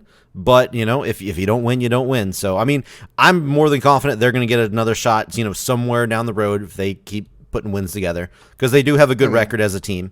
But it's just not going to be. It just wasn't their night, and it's not going to be their time at Super Showdown. So. I do agree, though. I like the write-up. That could be a benefit for them. That literally could be a case where it's like, look, this type of match wouldn't benefit them, but the one-on-one afterwards where they get to pick the bones of the winner, that could be all they need. That's actually a good point. Yeah, you might not want to get in that 4-way and try to get singles match. Yeah, 2-on-2. But that was the genesis of the entire thing with Lee and I. We're like, stop giving us these weird matches. Just give us the team 1-on-1, like 2-on-2. Just give us that. That's all we want. Yeah, because we'd have trouble in the multi-man stuff. So. It could benefit them. It could. That's true. Yeah. I will say that your guys' write-up was. I did enjoy your write-up. It was crazy, as you expect in a Las Vegas street fight. We had stuff going on in the casino, stuff on the street, and stuff. It was fun. So if you guys haven't read it yet, go read the write-up for that match. It was good. That one I do need to read. I'm on the page, but I'll be reading all this after. It was fun. It was fun. Next up, we've got the Road Warrior title. The Alpha Dog retains over Cade Gailey. Some might say now, like, that legitimizes his reign after being given it at the last show, and against former champ Cade Gailey, no less, to retain 31-24. Yeah, when I was booking this match, I was looking at the card and like the people left over, and I was like, who could I give a shot at this Road Warrior title? And Cade Gailey had a fantastic. The only person that had a I would say arguably better run is the GMSG when he was Road Warrior champion. Cade Gailey had a very, very, very good run. And it'll go down as one of the best for sure as champ. So I said, you know what? Why not give him another crack at it? Give him a chance to maybe recapture the title back. So this was his chance. And guess what? The Alpha Dog came through. He beat the former strong Road Warrior champion. So I will say, in my eyes, completely legitimized himself as the champion. It worked out in a good storyline tick for that, because it's like, does he deserve to be champion? Well, the last guy to have it is who he beat to keep it here. So yeah, I really like that kind of happy accident, how it all turned out. Yeah, and I think if you're gonna put money on this match, most people would definitely have went with Cade Gailey based off how good he's been doing lately. But like I said, the Alpha Dog. You guys want to become a name, make a name for yourself. This is how you do it, right here. Exactly. Remember what, when Cade Gailey was like, "Really? He's gonna win it? That'd be cool if he did." And then he's now one of the best champions that exactly. Exactly. Like, that's awesome. I love it. Yep. Yeah. What? Do you have any thoughts, Woody, on the Alpha Dog or Cade Gailey as far as the Road Warrior title scene plays out?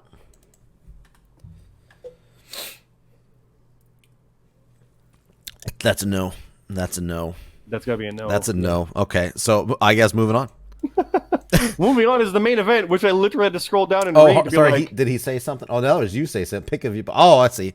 Okay, yeah, sorry. Yeah. Nice. We got TB666 versus a mystery opponent. He lost. It was 31-30. Oh, but I'm like, who was it? Let me scroll down and find out. I had to go to the because I'm like, who the fuck was it? I could see. This is why usually when I do the results, well, I don't know if you've done that, like looked and seen who it was yet, but I usually put the picture in there whenever there's a mystery opponent or mystery opponents. In the top part, I always put in the pick stuff, like the picture and stuff, and I put the name. So if you know that and you just open the page up, it kind of ruins it before going through it and reading the write-up. And the whole match happened, and he literally didn't reveal who it was till after the match was over. Yeah, and I think so you don't want to know going in. Yeah, and I think I'm going to go that route from now on. Anytime there's a mystery person or like a open challenge or stuff like that, I think I'm going to put for a little while.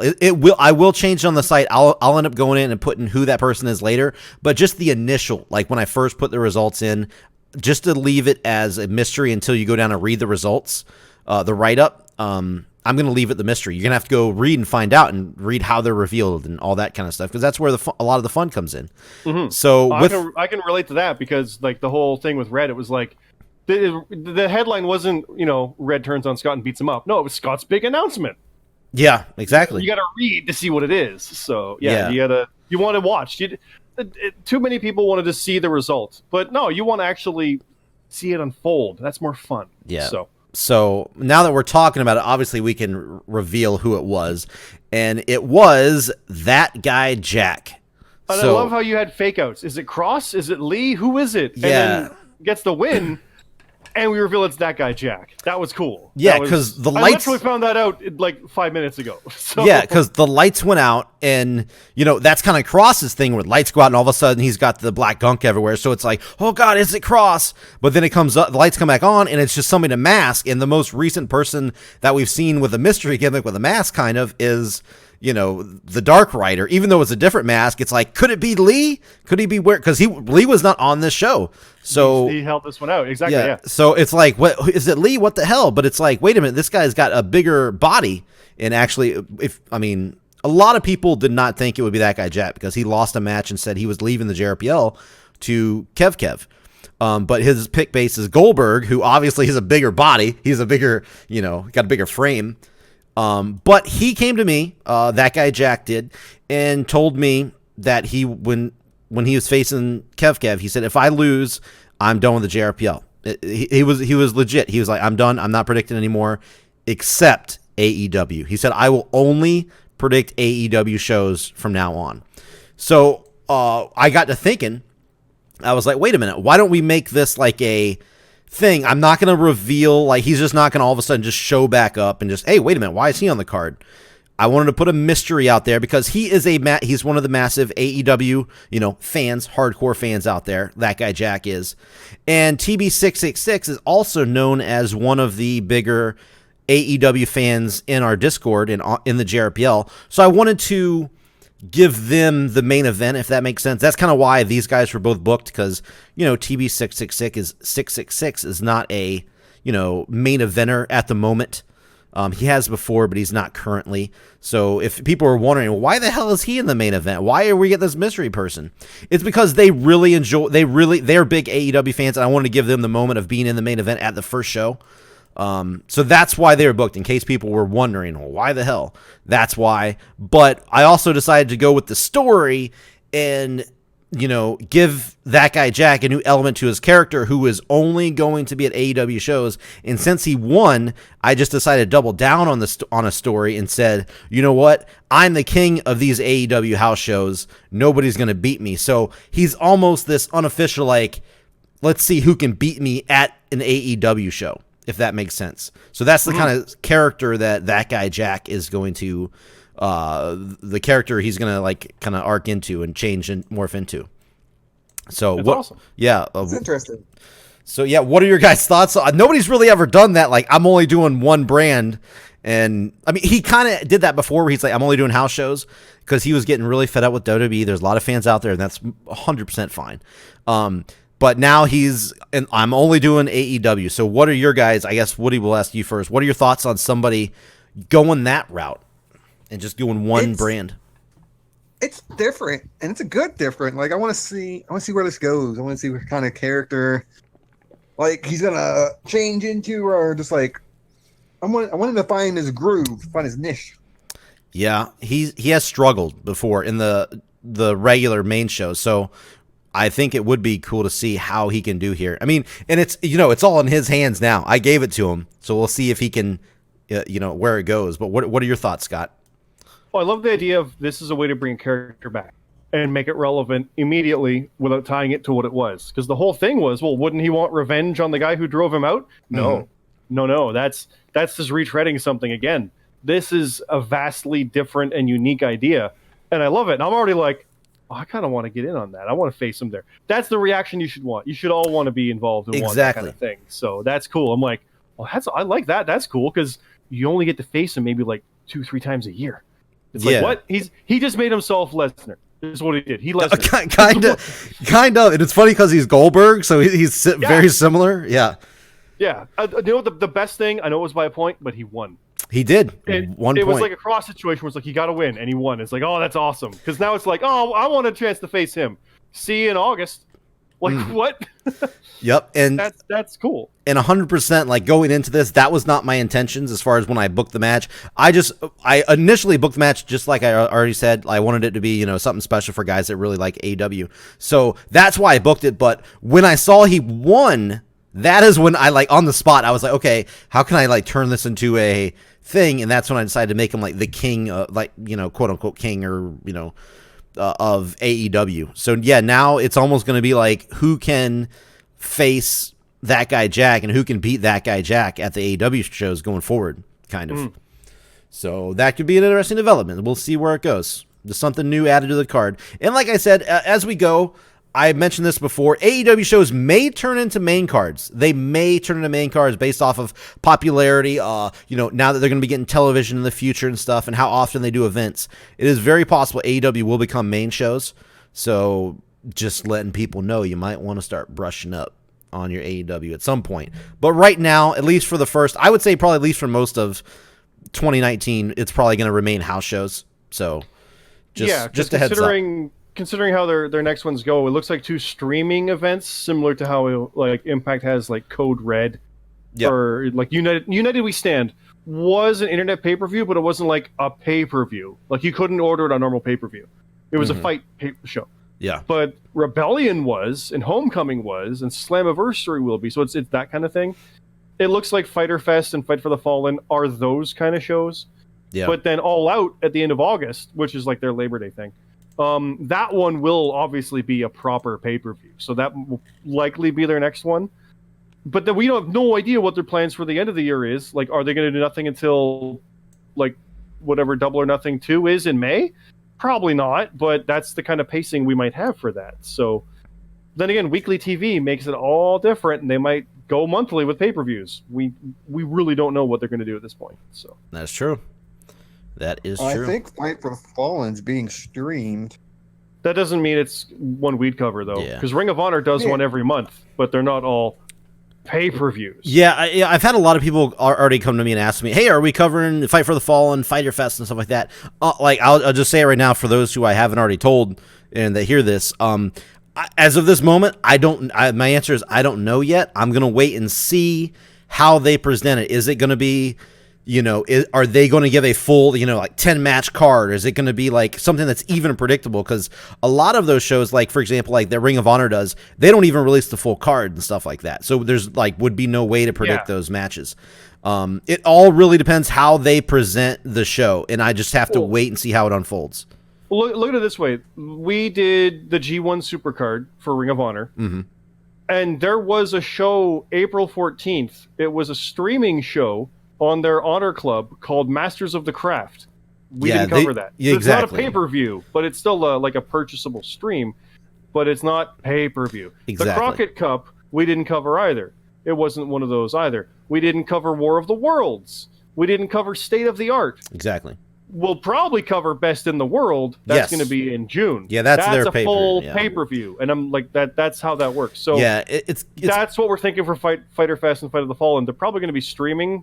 You can buy them on Fight, but if it's pay-per-view is the key deal with that stuff. Yeah, like I said, just what he said. It all really depends on how they.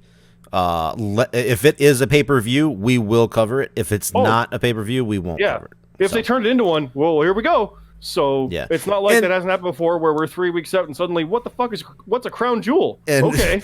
And just to be honest, Fighter Fest, I already can tell their card is going to be very wonky. They have a guy, Jabali. I don't know if you know who that is. He doesn't even have a Wikipedia page. He's not. He runs a fighting game convention, a fighting game tournament. That's they're literally co-branding it with the game CEO. Yeah, he is not he's not a wrestler. I mean, he's a very huge wrestling fan. I almost actually did work for this guy. I have worked for fighting game tournaments before, like going to events, shooting them, putting music videos, making trailers, stuff like that. I've done stuff on the East Coast with it's called East Coast Throwdown, a bunch of that. Anyway, I almost worked with a Jabali. I've talked to him and stuff, and we almost nailed some stuff down, but it didn't pan out. And I know for a fact he is not a wrestler, but he has a match on this show. So that's why I'm like, I'm not thinking who is in the Battle Royal. Yeah, I'm not thinking this is going to be like a real deal. I think it's going to be more of a gimmick type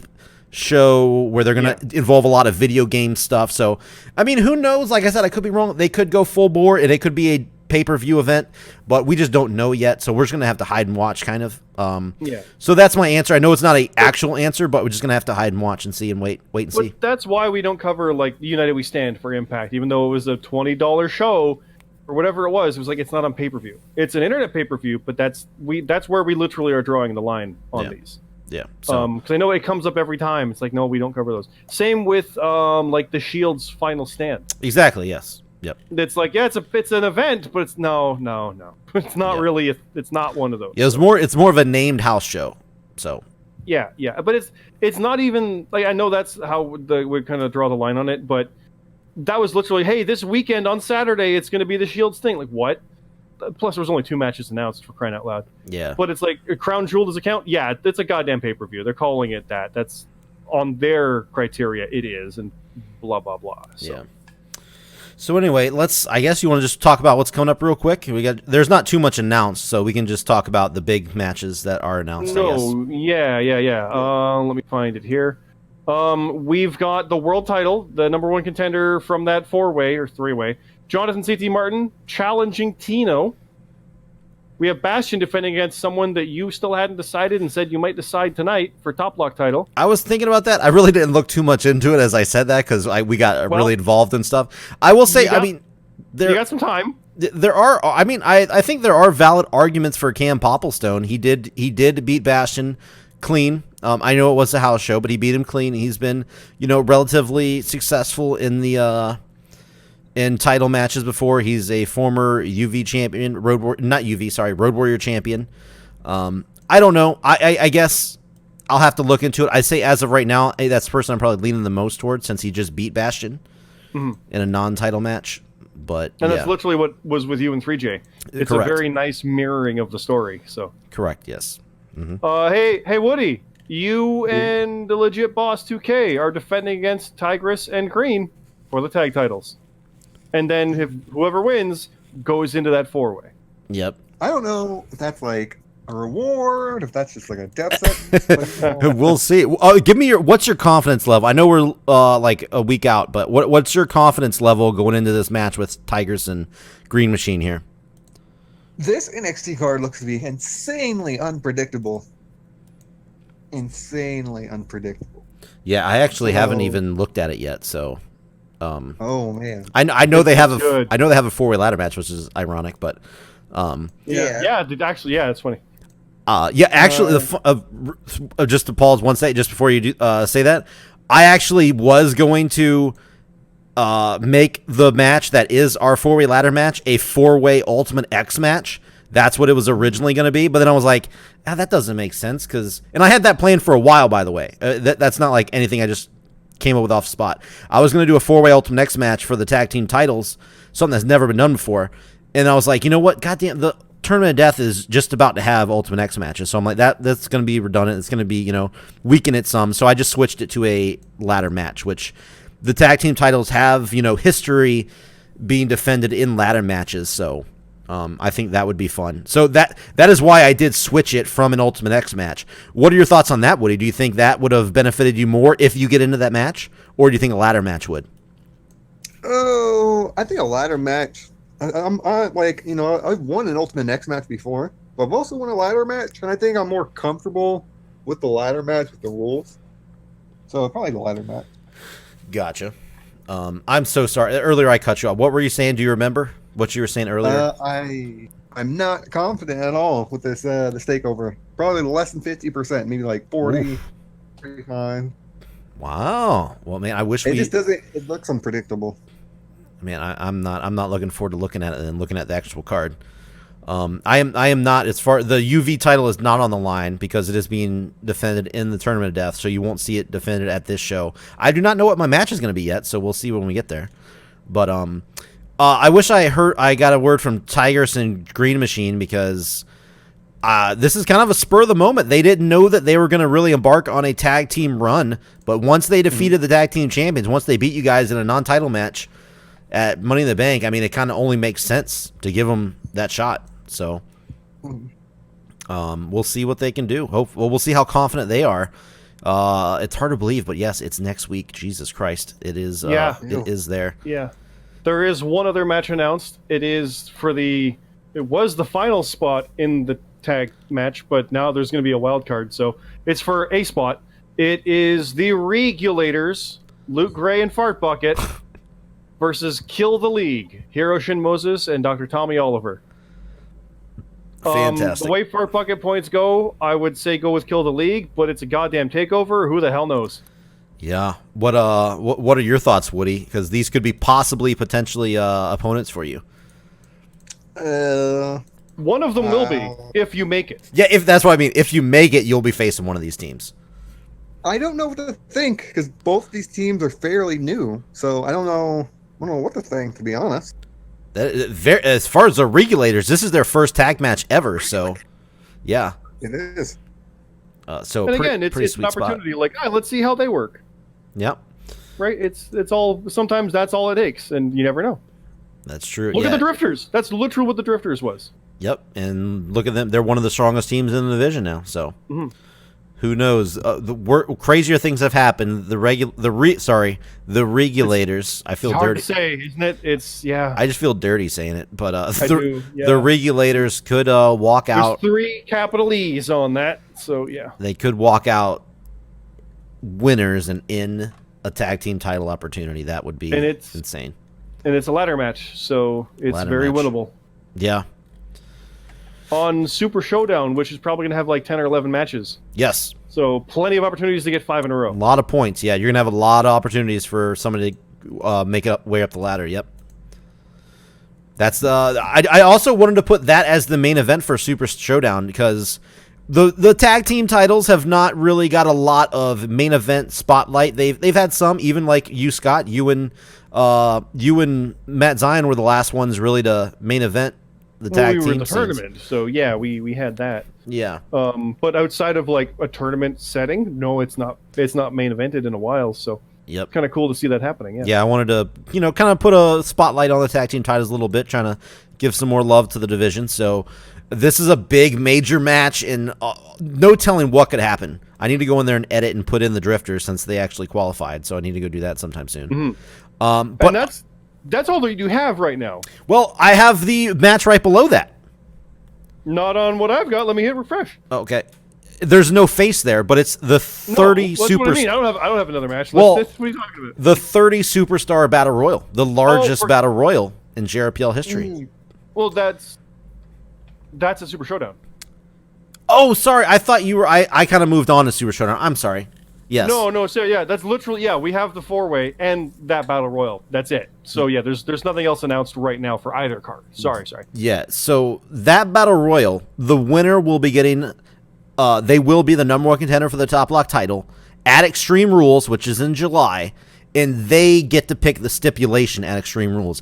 Anything you want when it comes to, you can't be like, I want I don't know, I guess you can't pick a tag team, basically is what I'm saying. You can't pick a tag team match for any title. It's a one-on-one match. One-on-one match with any stipulation. But you can make it be a whatever match. Yeah, you can't pick Elimination Chamber because it's not a one-on-one match. For example, you can't pick Elimination Chamber, pick different opponents. You can't do that. It's any one-on-one stipulation you choose. So the 30 Superstar Battle Royal is gonna be crazy. I am loading up the page right now. I'm just going to run over the names real quick because So you've got the names in there, and I never saw the stream, so I don't know who they are. Yes, for those who did stick around, I did stream the live drawing of the... I'm trying to talk as I'm looking stuff up. Stick around. Some of us work when you do your stream. Oh, yeah, I know. Hey, yeah, you mean most people work? Yeah. Yeah, most people have, I would be there, and I would, but it's like, streaming. I'm like, it's 2:00. What are you doing? Most people have. I can't jump onto that. I'm at work. Yeah, most people have, lives and stuff, I guess. I don't know. Okay, so I'm just trying to load this up. If you guys want to fill some time when I'm trying to do this here. Well, what I will say, Woody, I do know that there's been a lot of challenges thrown around in the Discord chat. I know there's been some open challenges thrown out there for TakeOver, a bunch of stuff like that. Well, what do you think is going on with the rest of the card right now? What's your opinion on that? I think everyone's still reeling from what is it? What did you say? Double or Nothing, and they're also looking forward to all those main shows that are going to be like nonstop, like show after show after show.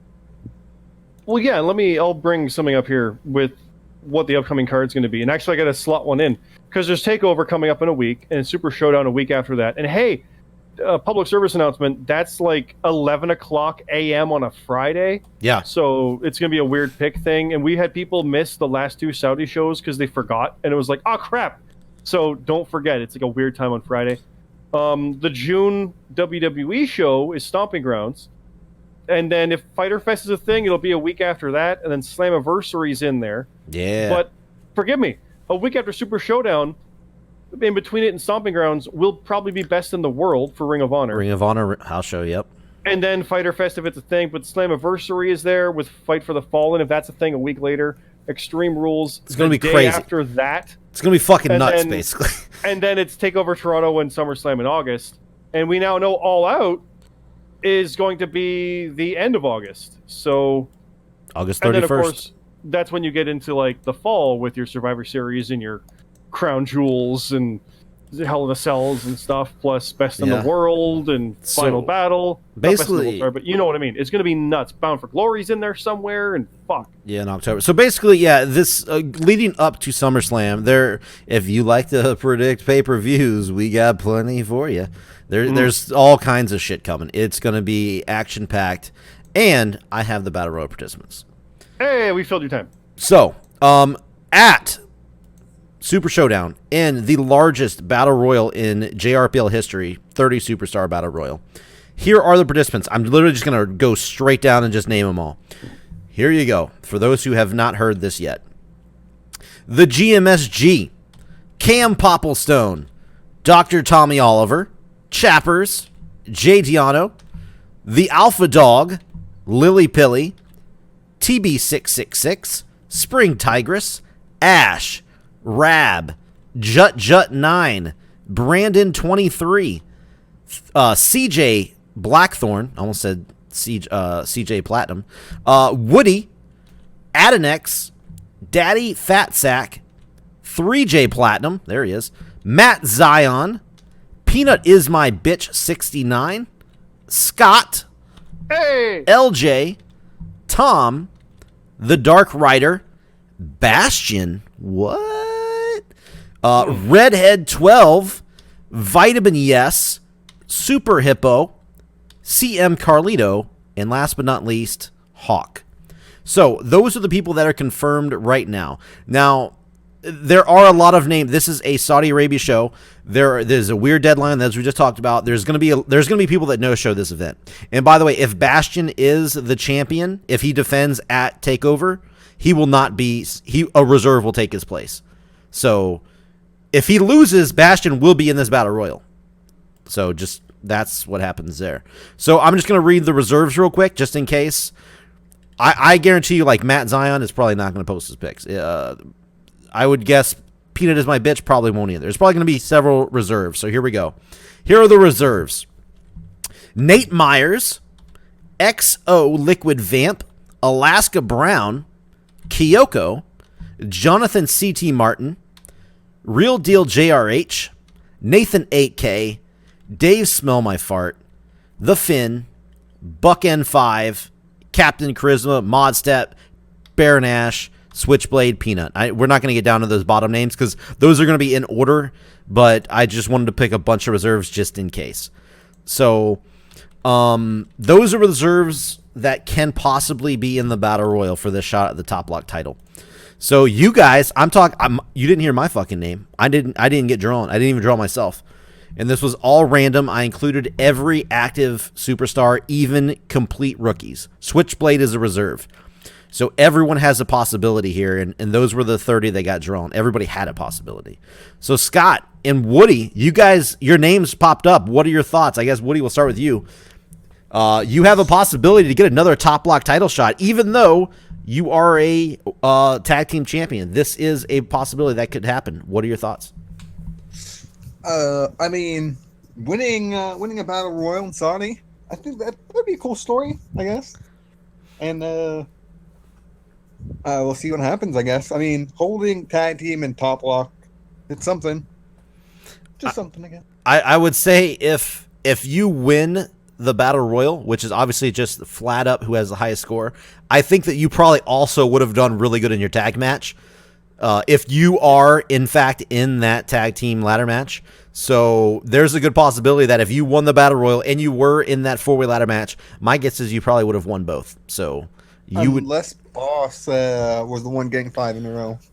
That's true. Oh, well, either way, you guys still would have won. But yeah, either way, it could be interesting. What about you, Scott? Well, that's my first shot at the Top Lock, if that's right. So if I get that, that'll be my first chance at it. So yeah, that's interesting. I like that idea. That is true. I'm always game for stuff like that. That's fun. Is this your first Battle Royal? Straight up, yeah. I wasn't in either of the I wasn't in the Mania one. Okay. Was I?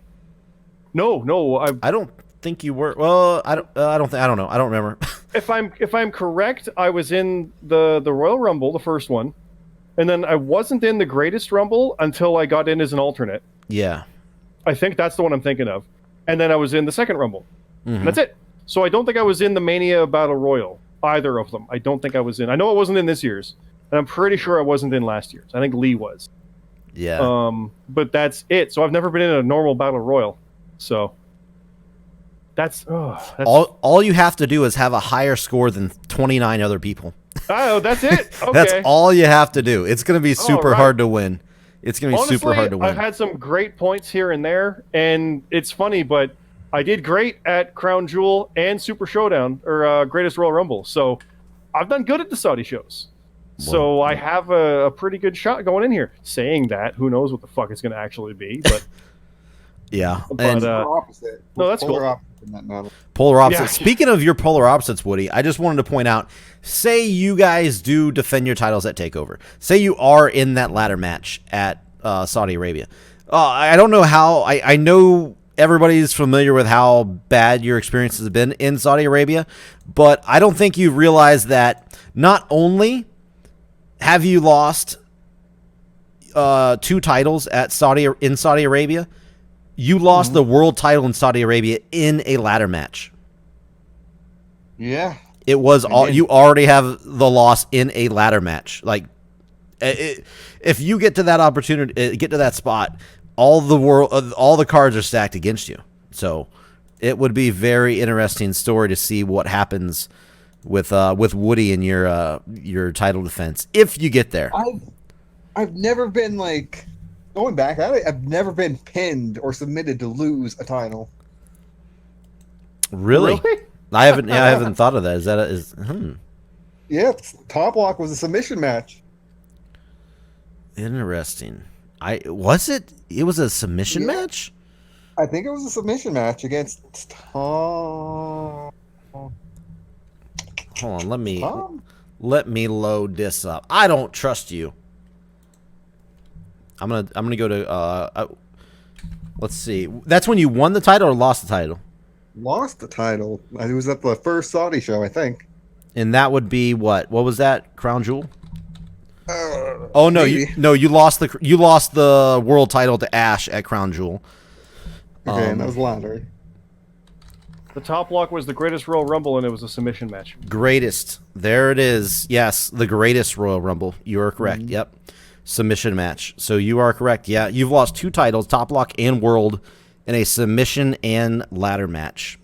Tough. And heck, even the Canadian title was some weird car crash thing you had in Ottawa. So I got strangled. Yeah.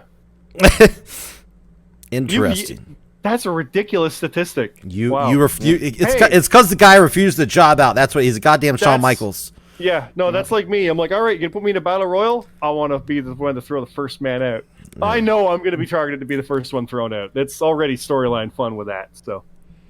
Yep. So, but yeah, a lot of shit coming up. A lot of shows coming up. So I hope you're strapping yourself in because I'm gonna be dead at the end of the summer. So we'll see how it goes. I hope you guys are excited for it. I'm excited. I don't know what my match is coming up, but a lot of people don't. So it's gonna be interesting to see what you come up with for.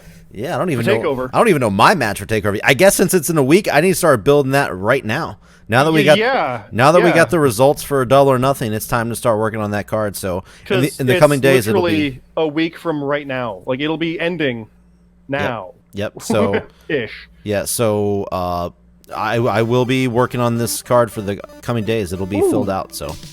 Ooh, or will it? It's on June 1st. That's still a Saturday, guys. Takeover is still on Saturday. So it's not the Sunday. So it's Saturday night. It's less than a week away. Yeah. It's going to... Oh, God. The results might be out this time next week, Bummer. How do you feel about that? Well, we'll see. We'll see how it goes. That's terrifying, considering we don't even know what the card is yet. Yep. I got to get to work. Let's go. Let's go. All right. So I'm good. If you guys got anything else, throw it in there, I guess. If not, Woody, man, take us out. I'm good to go. Let's go. All right. Well, it was great talking to you, lads. It was talking about Money in the Bank and Double or Nothing. But I guess I'll see you two after Takeover, sometime after Takeover, I guess. All right, man. Let's do it. That's good. Well, yeah. Well, thanks for joining us on the show of WoodYaTalk, and I will talk to you guys later.